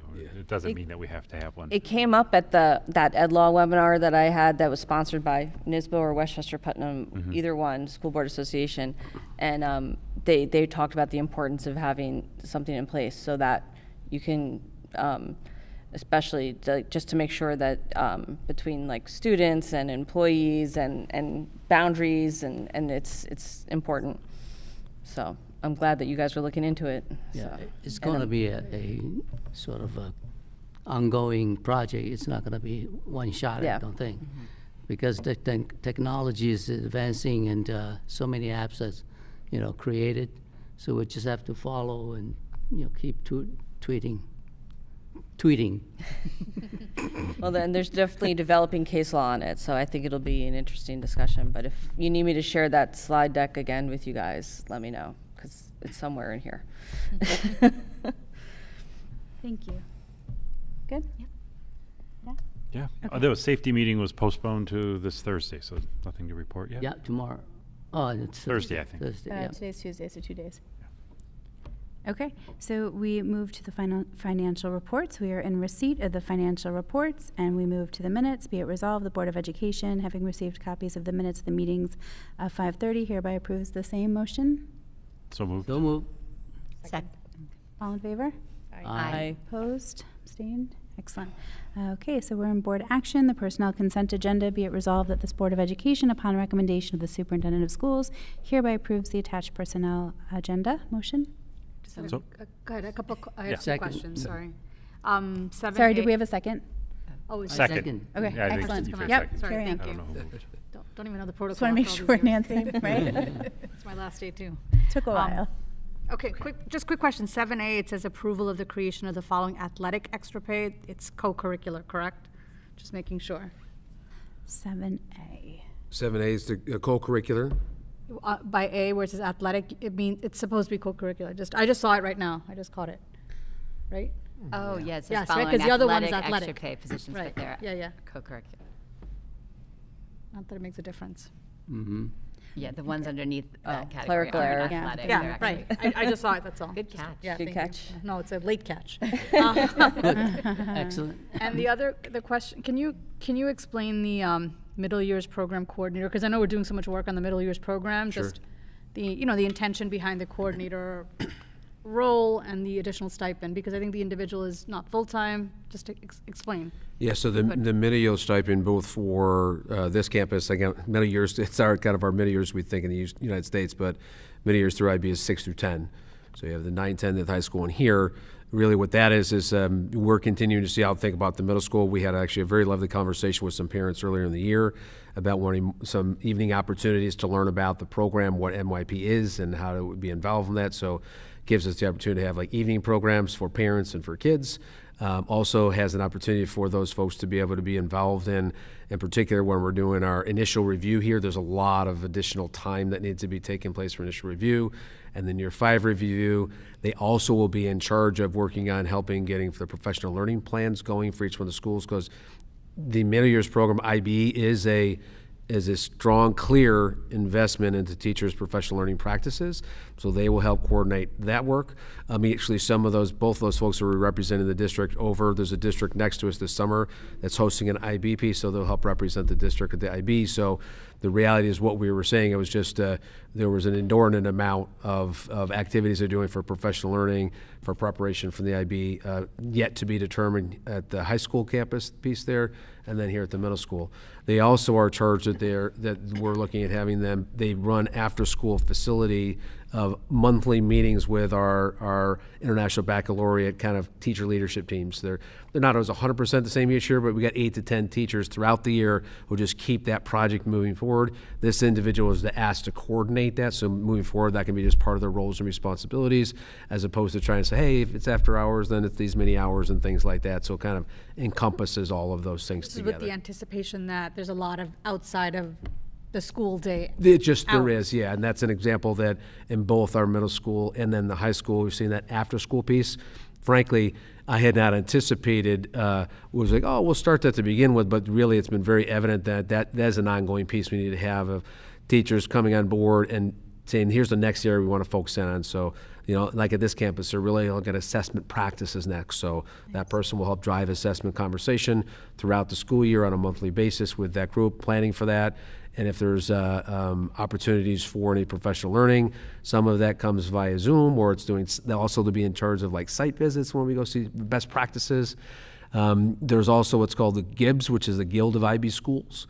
And so we'll go and visit other schools and say, hey, we want to go see what's happening in our literature and performance class. So that needs to be coordinated, and people need to go and to do that time. So we're asking somebody to coordinate all of that work as well. So it just presented itself as well as it's going. Also, they'll be intimately involved, and they're actually going to be working in the learning office this summer about updating our curriculum maps. So those reflect the structure and the profile of the International Baccalaureate program, and so they'll be working in that area as well too. So there's just a point for the policy committee members here. I think this may be a item that the policy committee could look into. Define what is a sort of extra curriculum pay items or definitions. I think we certainly want to encourage lots of good activities for student activities, so on. But I think we should have a understanding, and we should have it mapped with our, goal, the excellence goal in mind.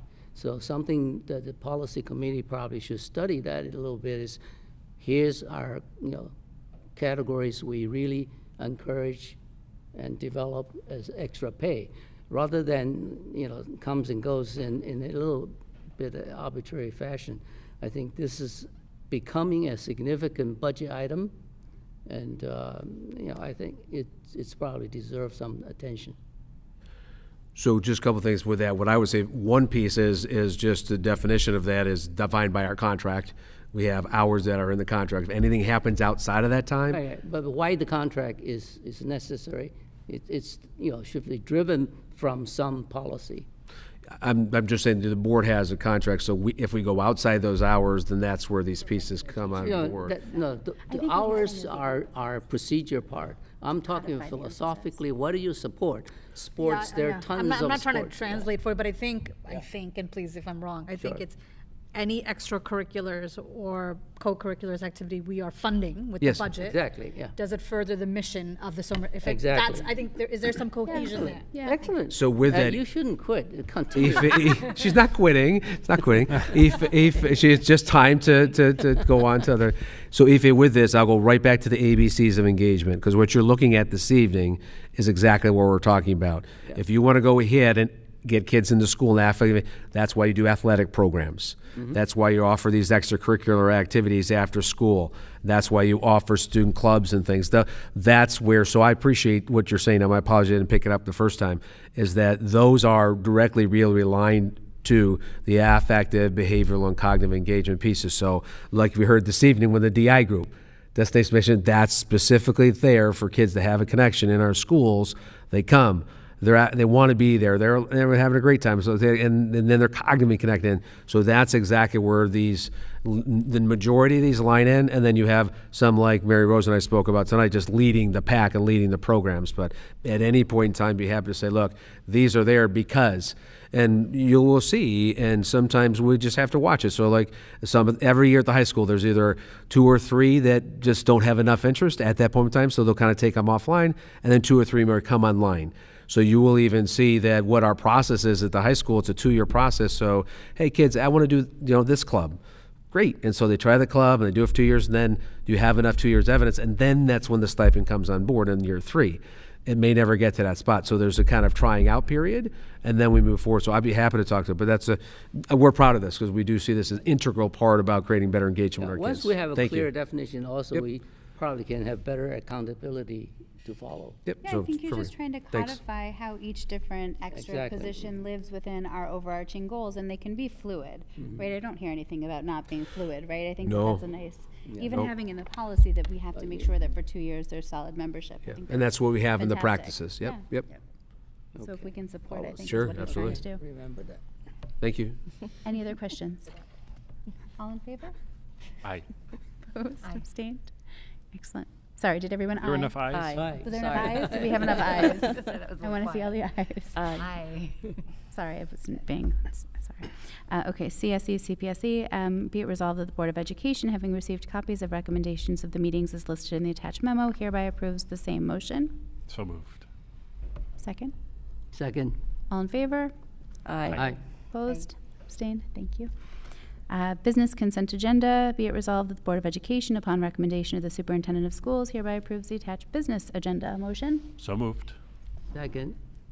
Chris? Just one item I just want to point out is the award of the construction management services for our athletic facility upgrades. We ended up sending in the request for proposal out to 4 firms, and we ended up getting 6 proposals back, so that was a good turnout. Impressive. And we are moving forward tonight with Triton Construction. They've been the construction management service company that's been working with us for quite a few years. Their proposal was great. Me and the architect for the district met with a few different firms and ultimately decided to recommend going with Triton again for this project. So just for the folks who maybe aren't familiar with the way that the RFP process works, we end up selecting the lowest responsible bidder, right? The language is lowest responsible because we want to ensure that they're. So with the RFP, with the request for proposal, not necessarily tied to the lowest submission. So there's a difference between a bid and an RFP. Bid, we go with the lowest bidder. RFP, we can. But it's lowest responsible, right? It's not just the lowest bidder. because For the somebody for the can bid, go- for right. the bid. Right. RFP, there's other criteria that we look at, knowledge on specific projects that we're doing, specifically for this construction management service, knowledge of the district. Price is obviously always one of the highest factors when determining it, but it's not the only factor. I'm just hoping that the folks in the community who maybe had questions about how we were awarding this understand what the selection process looked like. Yep. And again, like I said, myself and the architect went through it, and ultimately, along with his recommendation, that's why we brought forward Triton tonight. I don't know whether you have the information right now, but could you sort of expand on this Triton? I remember this name because we've been approving quite a number of Triton projects. Can you just tell us a little bit more about this company who sort of been working with us for a long time? Yeah, so Triton's been been working in the district for, say, close to 20 years now. They were involved in the big project back in the 2006 timeframe. They were involved in our safety and security bond project, and then our $13.6 million project a couple years before that. Again, they provide the kind of all the on-site management with all the different construction companies that we're dealing with, whether it's electrical, plumbing, general construction, they help orchestrate all of those meetings and make sure that these companies are staying on schedule and making sure that and then one of the other things that they do provide that they'll get started immediately is a cost opinion for the project. So we've had our architects give us a cost opinion on this upcoming project, and now Triton will also, because they're out in different districts and seeing different numbers come in, they'll be able to provide another updated second set of eyes kind of thing, which will then help determine exactly what we will be able to get out of this project. We're not going to include things if they're telling us there's no way we're going to have certain things. One of the big things that we've discussed with the different committees is the lighting on the different fields that we're not going to be able to do just because we just don't have the money for it. It's cost prohibitive. So, but they'll get started on that cost opinion, and then we're still waiting for SCD approval for the project. Once we get that, then we'll be able to go out to bid and really see how much we're going to be able to get out of this project. We're happy with their performance, right? Yes, very happy with what they've provided to the district over the years. I'm still calling them for projects, and they've been out of the district now for maybe over a year or so with these projects, and I'm still calling them and asking them questions. So nice that they're responsive even beyond the term of the project. Thank you. Okay, so all in favor of accepting the consent agenda? Aye. Aye. Opposed, abstained? Excellent. So we are at the, be it resolved that the Board of Education, upon recommendation of the Superintendent of Schools, hereby approves a memorandum of agreement between Somers Central School District and the Somers Association of School Administrators covering the period of July 1, 2023 to July 30th, 2028. Motion. So moved. Second. Questions? All in favor? Aye. Opposed? Abstained? Sorry, Chad, I keep forgetting to look at you. If you have a question, just... I know, no, I'll jump. Okay. I'm not. All right. I jump in. All right, so last one. Be it resolved that the Board of Education authorizes and empowers the Superintendent of Schools to execute the side letter of agreement between the district and Somers Schools related professionals, giving clerical employees the option of a shortened week during the summer, and that the superintendent is hereby authorized to take all action necessary to effectuate the terms of this agreement. Motion? So moved. Second. All in favor? I'm sorry, conversation, question, anything? All in favor? Aye. Opposed? Abstained? Excellent. All right, so we are at the final public comment. If anyone from the community would like to come and leave a comment. Okay. Folks, we have made it to the board member comments. Hey, if it's Board. It's okay. I wanted to start board comments. Go ahead. Very fitting tonight as we were acknowledging retirements. That we have 2 retirements we have to acknowledge on our board. Right. So, Was I discreet? Sorry, we're not celebrating. It's not a celebration. Camera's off, just want to let you know. So Lindsay and Mary Rose, you've been on the board for longer than all except for one trustee on here, I believe. So it's going to be hard to imagine sitting at this table without you. You'll be okay. But it changes every year. We have, and so we'll have a new start. But we're going to miss you guys being here and your wisdom. During that time that you've been on the board, this district has been through lots of ups and downs. There's been a lot of celebrations and there's been a lot of challenges. And having been on for most of the time with you, I appreciate your all the ways that you've challenged us and encouraged and pushed the district to be better and shared your intellect and everything. So that's my little part. So those of us that you're leaving behind have a little something for, make sure you're giving you the right one.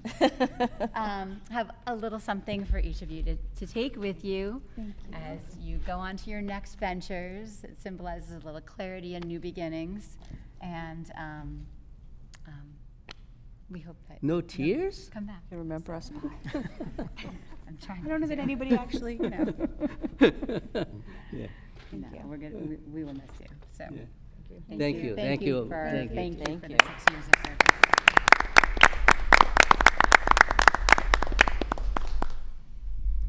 I'll go out of order for a second, then I'll come back in. I just, same thing, just want to say thank you very much for the years of service, for the kids, for the community, for the faculty, administrators and things. Again, don't always know what the next right answers, but it's always looking for it. And so certainly appreciate that. And as Heidi was saying, that, you know, it's hard to believe that we collectively kind of went through this whole COVID thing.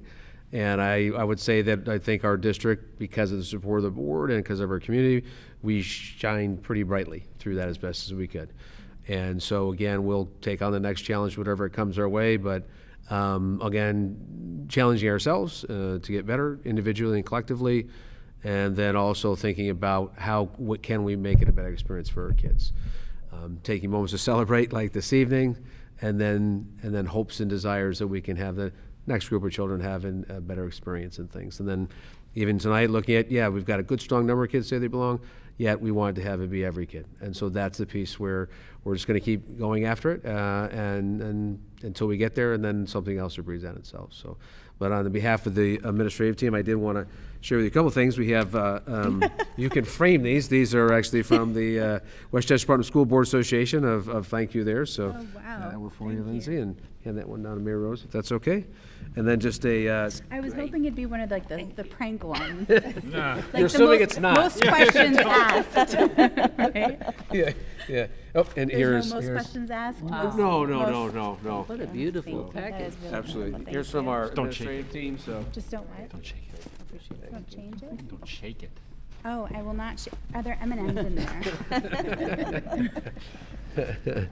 So yes, thank you again, and again appreciate for everything to continue helping the district move forward in excellence, and that's our target. So thank you.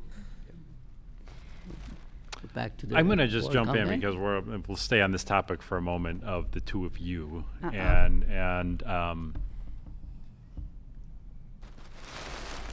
just want to make sure the time that you've spent, the volunteering, that doesn't go unnoticed and unappreciated. And I know it's at times been a lot, and you both have given tremendously, not only your time, but your thoughts. You've never been afraid to share your thoughts, to have discussions. I've never felt that with either of you, that you've not wanted to discuss something, and even when we haven't agreed, the discussion has always been really important, and you've both challenged a lot of things and created some good discussions that we've had, and I think we've had a lot of good things that have come out of this. And so I forgive you both for beating me in that one election, but I think it wasn't a That's not what you wrote on your pad. I'm gonna say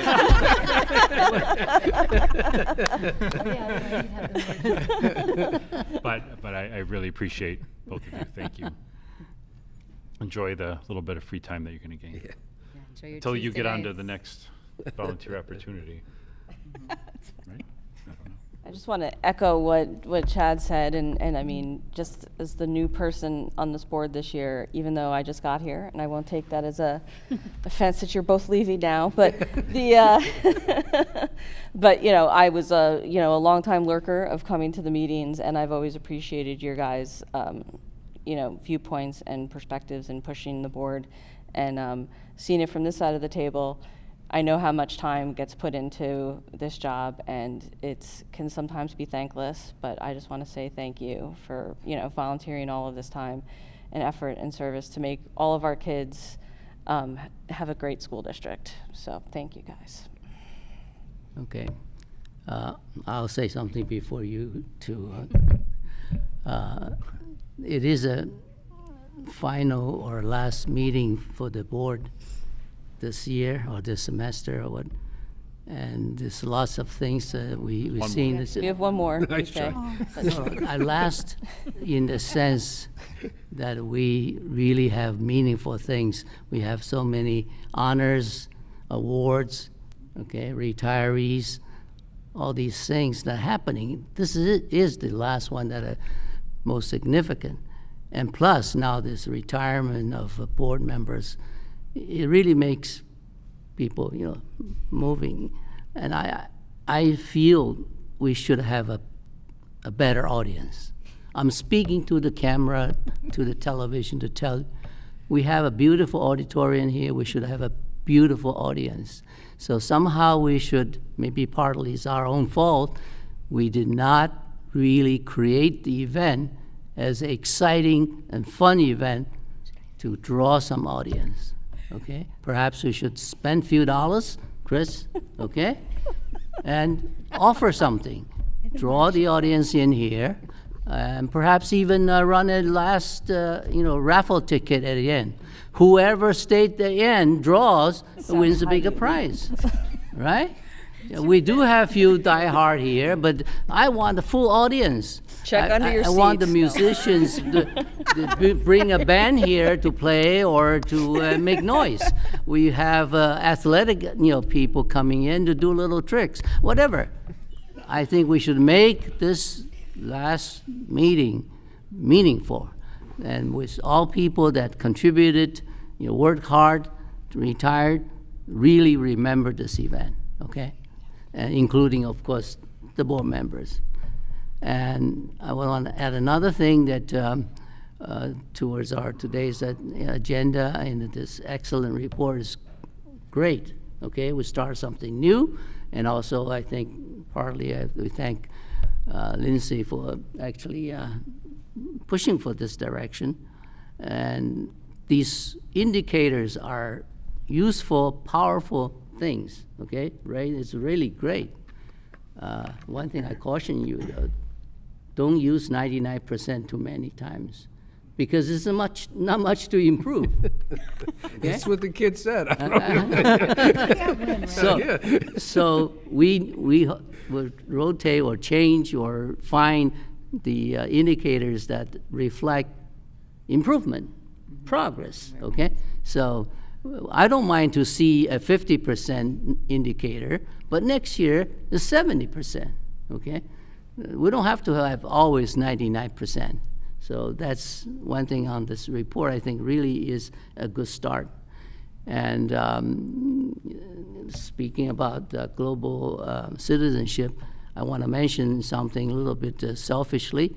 I just last week, because Christine is retiring from the library, I went to donate a few books of mine to the library for summer reading, and hopefully help kids to learn a little more about the global citizenship. Because myself, okay, I'm not a young person. I live here a long time, and I do sort of remember, understand how the society changes, the country changes, so on, and the global, the world is changing. And I write book, publish one book every year.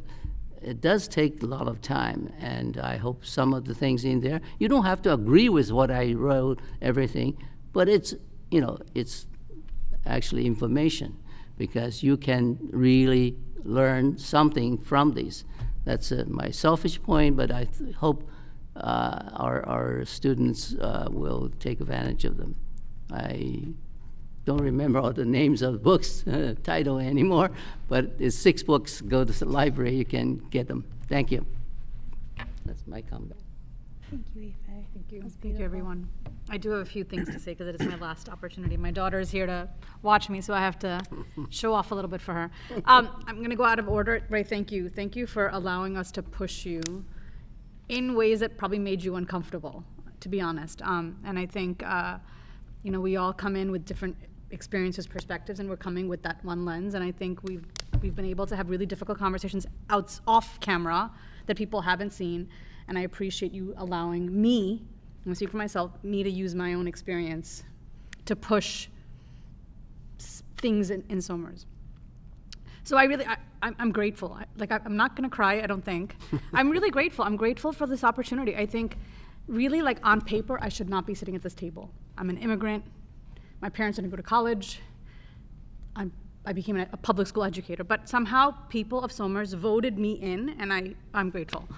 I ran thinking that I want to make a difference for kids like my kids. I knew it would not impact my kids because my kids were older by then. So I was thinking, how do I use my 20 years of experience? And we knew what was happening in the country at the time. I was like, we got to do something. What can I do in my own role? And people said, try this. So I did this. Everyone would say, run for local elections. They matter more than national ones. You're going to make a difference. And I really believed it. Everything I read, I was like, this is my opportunity. I firmly believe this was the way to make a positive change.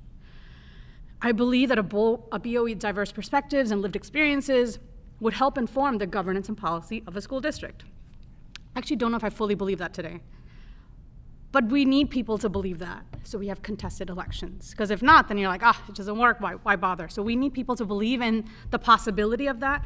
We need people to run. And so we had people run this year, it was contested, and people won, and I hope they do good work. When I first ran 6 years ago with Lindsay and I were strangers, and actually people said to me, like, she's your competition. So we never even talked. But when we ran, there was an IBM executive, there's a lawyer, there's a finance executive, 2 homemakers. I never ran thinking I want to fill a perceived role on the BOE, but I had this resolute intention to do really good work. And I was trying to come up with a word that describes the work of a BOE trustee, and Amanda said it's thankless. And none of us come in thinking, we want to be thanked. It's not the intention. There's so much that happens that's unseen, that's not what you see in public. Unseen hours of work and reading and debating and discussing, and it's not public. It's really volunteer work. I mean, it's a really it's a job that you really are here because you care about the people that you possibly may impact. In this moment, I'm writing all these things because I really want to be clear on what I want to say, because most often we're just speaking off the cuff. A lot of our words get taken out of context. I don't need to defend Lindsay because she's a big girl and she's tough, but I do want to say she always advocated for others and pushed for transparency. She wasn't always nice, I will tell you that. There are times I'm like, girl, be a little nicer. But nice doesn't shift things. She demanded accountability, and her role as president made her the target of a lot of hateful rhetoric. I was actually scared for her many, many times. Knowing that she was not trying to divide, but was trying to lift up the underrepresented voices is important for the public to know. Giving grace to BOE members who work countless hours voluntarily has to be part of the approach. It wasn't done. We were going through some tough times. I hope it's part of the approach. In writing these last comments, I looked at my reflections in 2017 when I was running for the BOE. I wanted 2 things, data-driven decisions and community and connectedness. I wanted to make sure there was transparency in the decisions that were being made, the evidence behind those decisions, like implementing certain programs. I think we were rolling out PLDs at that time, like, why are we doing this? Not that we should or we shouldn't, but how do we explain that to the public? I know that in my tenure, we pushed for more accountability and transparency in dollars spent and the impact of curricular programs. There's still a lot more work to be done, and I think we're doing it. I'm unclear on how much community and connectedness was achieved. If anything, I think we're actually more fractured than I ever would have imagined. I know we teach our students about their digital footprint. I'm no one to preach to the public, but if a prospective employer or college looked them up, we say, what would you want them to see about you? What would be your online presence? The same applies to our town. What would prospective homeowners or students see if they looked up Somers? What is the digital footprint of Somers? What are we saying online about each other, about our schools? Are we proud of what we've put out there? Just something to think about. My tenure on the BOE included COVID, mask mandates, remote learning, rise of racism and anti-Semitism in the country. Schools were at the center of all these issues. We had to fix everything. BOE members were a part of that work. We would hear about Chappaqua and Bronxville. I was actually one of the teachers from Chappaqua in the papers when it came to having students in schools every day. But Somers actually was one of those schools where kids were in school every single day. But people weren't writing about us, but I know we did the work. I'm proud of what we were able to accomplish during one of the most unsettling times of our lives. This does not mean there was no fallout after COVID. We are still juggling all of those things. We were all juggling the health of our loved ones, working, paying bills, and making sure our kids were being educated and then some. I know the parents of the young ones had it the hardest. I can't imagine the parents of young ones who were also teachers at the time. Crazy stuff. I'm so grateful to all the individuals who made it happen by coming in every day to keep the economy going, and that happened because of all of our teachers, so thank you. During my 6 years, both my daughters graduated Somers School District, and one actually graduated college this year and is ready to make a difference in the world as she uses everything she's learned from kindergarten to college through gainful employment. Both my children have a strong sense of social justice, and they work for the greater good. Their ability to think critically, of course, was supported at home. However, my daughters learned so much from teachers who provided opportunities and access to this kind of learning. Ms. Sebastiana was the first educator we ever met in Somers. She was Rachel's kindergarten teacher. Now I celebrate her retirement. Ms. Sebastiano laid some of the foundation that makes Rachel who she is today. I know her sense of environmental justice somehow got infused into Rachel because Rachel is so passionate about energy justice and environmental justice. I can't leave without thanking Ms. Gaudio for doing the same for my little Erica. Much of what is gained in public school education is through the access to opportunities. I'm going to name a few people, but there are too many to name. Coach Frank Catania gave my daughters a lifelong love of the sport of tennis, despite not having courts on campus. And to this day, we love him, and I'm forever grateful for that. Science Scholars is also one such program. Not the program, but it gave my kids access to opportunities. Access to read articles and research way beyond the level of a typical high schooler. Access to attend prestigious regional and international science competitions. Access to writing papers at the caliber of PhD scientists, and most often co-authoring some publications. Access to mentorship from experts in their fields. Access to presenting to experts and defending our work. I'm grateful for Mr. Melia, who provided these opportunities to our students at Somers, and grateful that both my girls experienced some aspect of that. And now Rachel will interview prep me because she's so good at this from science research. I'm grateful for community members like Mr. Blueglass, who's the WestSF president, who really did bring the love of science research to our community, and now we have the Somers Science Fair and WestSF and all these things happening here. So I'm grateful for community members like that. And I'm so grateful for programs that help them navigate this crazy world in a meaningful and productive way.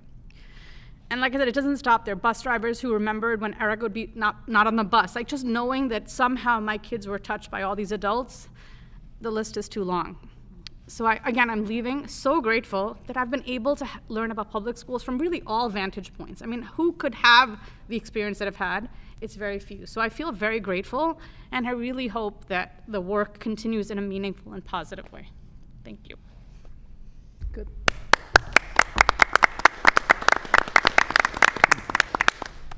I don't want to follow that. I guess I'm not talking off the cuff. So I was never told that you were my competition. From the minute I met you, I thought that's somebody who's extraordinary, and if she happens to win this coveted spot, then she deserves to be there, and she will do stellar work, and I stand by that today, truly. I also wrote some stuff and things, but not a lot, I hope. Ray, you're laughing. So at first I want to say that I'm standing here with gratitude and a sense of purpose right now, today. Because this is my final address, I believe, I thought, as an esteemed member of this esteemed board. And I say that not lightly. I say that with reverence and gratitude. When our family chose Somers nearly a decade ago, we sought a nurturing community that values the growth and curiosity of our children. As a lifelong researcher and cognitive scientist myself, I was thrilled to find a town that really respected parental rights and embraced community input into education. My initial goal when I joined the board was to enhance transparency, improve communication, and ensure accountability through evidence-based decisions. Sound familiar? Together, all of us at this table have made significant strides. I want to recount a couple of those, if I might, a couple milestones. First, we have established policy, communications, and planning committees where before there were none, actively reviewing and revising neglected policies which had not been revised, reread, or reconsidered in over 2 decades, with liaisons reporting in every public session to increase transparency, including this evening. So to the folks who are on these committees, who serve on these committees, I want to say thank you for sharing out the reports from what you're doing in committees to the wider public so that there is a sense of clarity and transparency in what happens behind closed doors, because there is quite a bit of conversation that people simply don't hear. I'm sure you're grateful to get rid of me in those conversations. So additionally, I wanted to share that we added another public comment session. It was introduced at the top of each meeting to give our community a chance to share their thoughts on agenda items, things that would come up in the meeting, so that we could hear from the community and it would help guide our collective decision-making process. I'm so proud of that. These small changes, I think, made a huge impact in our community and into our individuals who are taxpayers and have children in these schools, their ability to come and share their thoughts with us. During the challenging times of COVID, when school doors across the globe shuttered, Somers was among the first districts to reopen for hybrid and in-person instruction in the fall of 2020, thanks largely to our extraordinary administration and educators, and supported strongly by this Board of Education. So thank you. These events, all of them, directly responded to voices within our community, and they enabled their perspectives to help shape our path forward together. To our educators, I offer my deepest respect and admiration. I won't name names. Your dedication is truly the foundation of our educational system, and I mean that sincerely. It has been an honor and a privilege to serve as a trustee on this board alongside you all. I am immensely proud of what we have achieved together, and I wish you all the best of luck in what I know is going to be great work ahead. So thank you, thank you, thank you, thank you. Thank you.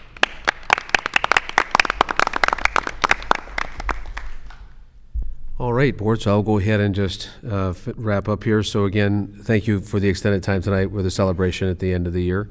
One of the pieces I did just want to go back to the personnel agenda. My apologies, I neglected to just pull out momentarily that we have identified our next assistant principal at SAS with Dina Miller. So I just wanted to say congratulations, Dina. So. And then we still have a few fun activities going on this week and next week and stuff. So we have a concert again tomorrow night, and another show on Thursday, and then we have some things next week. And we did readjust some field days. So again, just last week I had the whole thing with the air quality, and again, one more of those things. Who saw that one coming? And I'm good at that. Yeah, so okay. Canada, really? And so did that again. Teachers did a wonderful job of helping kids, be in a good place and where they need to be. Different levels of kids had different understandings and things. So again, the faculty did a wonderful job. We've rescheduled for the field trip here. 8th grade couldn't do it last week, so they're going to do Lake Camp House coming up and stuff. So again, everybody's just really just diving in to have it be as good of experience as we can for the spring. So we do have our graduation next week at the high school. And so again, we'll send a reminder out again to the board, the timing and things like that.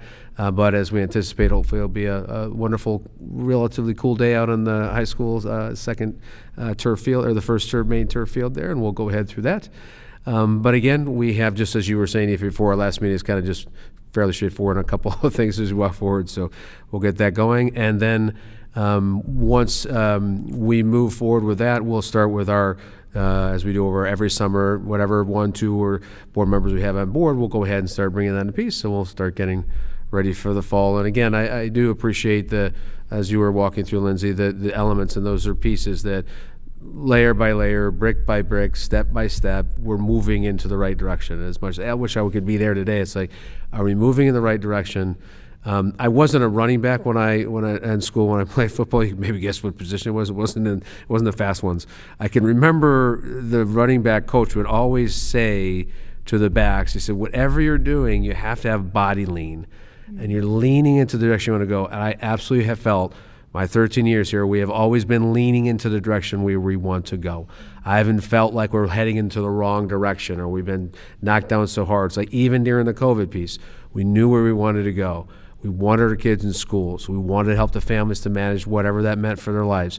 We were one of the few school districts to begin with. We had pre-K for first responders in our school district. I mean, so that's what we know we wanted, that's what we do. So we were leaning in the right direction. I absolutely believe we're continuing in the right direction. So thank you for helping with that lean to my colleagues who are leaving the board, and thank you to the rest of the board for helping that. So mighty lean, and we're leaning forward in excellence. So thanks, everybody. Good. Thank you, Dr. Lynch. Be it resolved that this regular meeting of the Board of Education be adjourned. Motion? So move. Second? Oh, sorry. Second. Yes, all in favor? Aye. All opposed? Abstained? Wow. This one I Biffed that always last move one. fast. Thank you, sir. Sorry, y'all.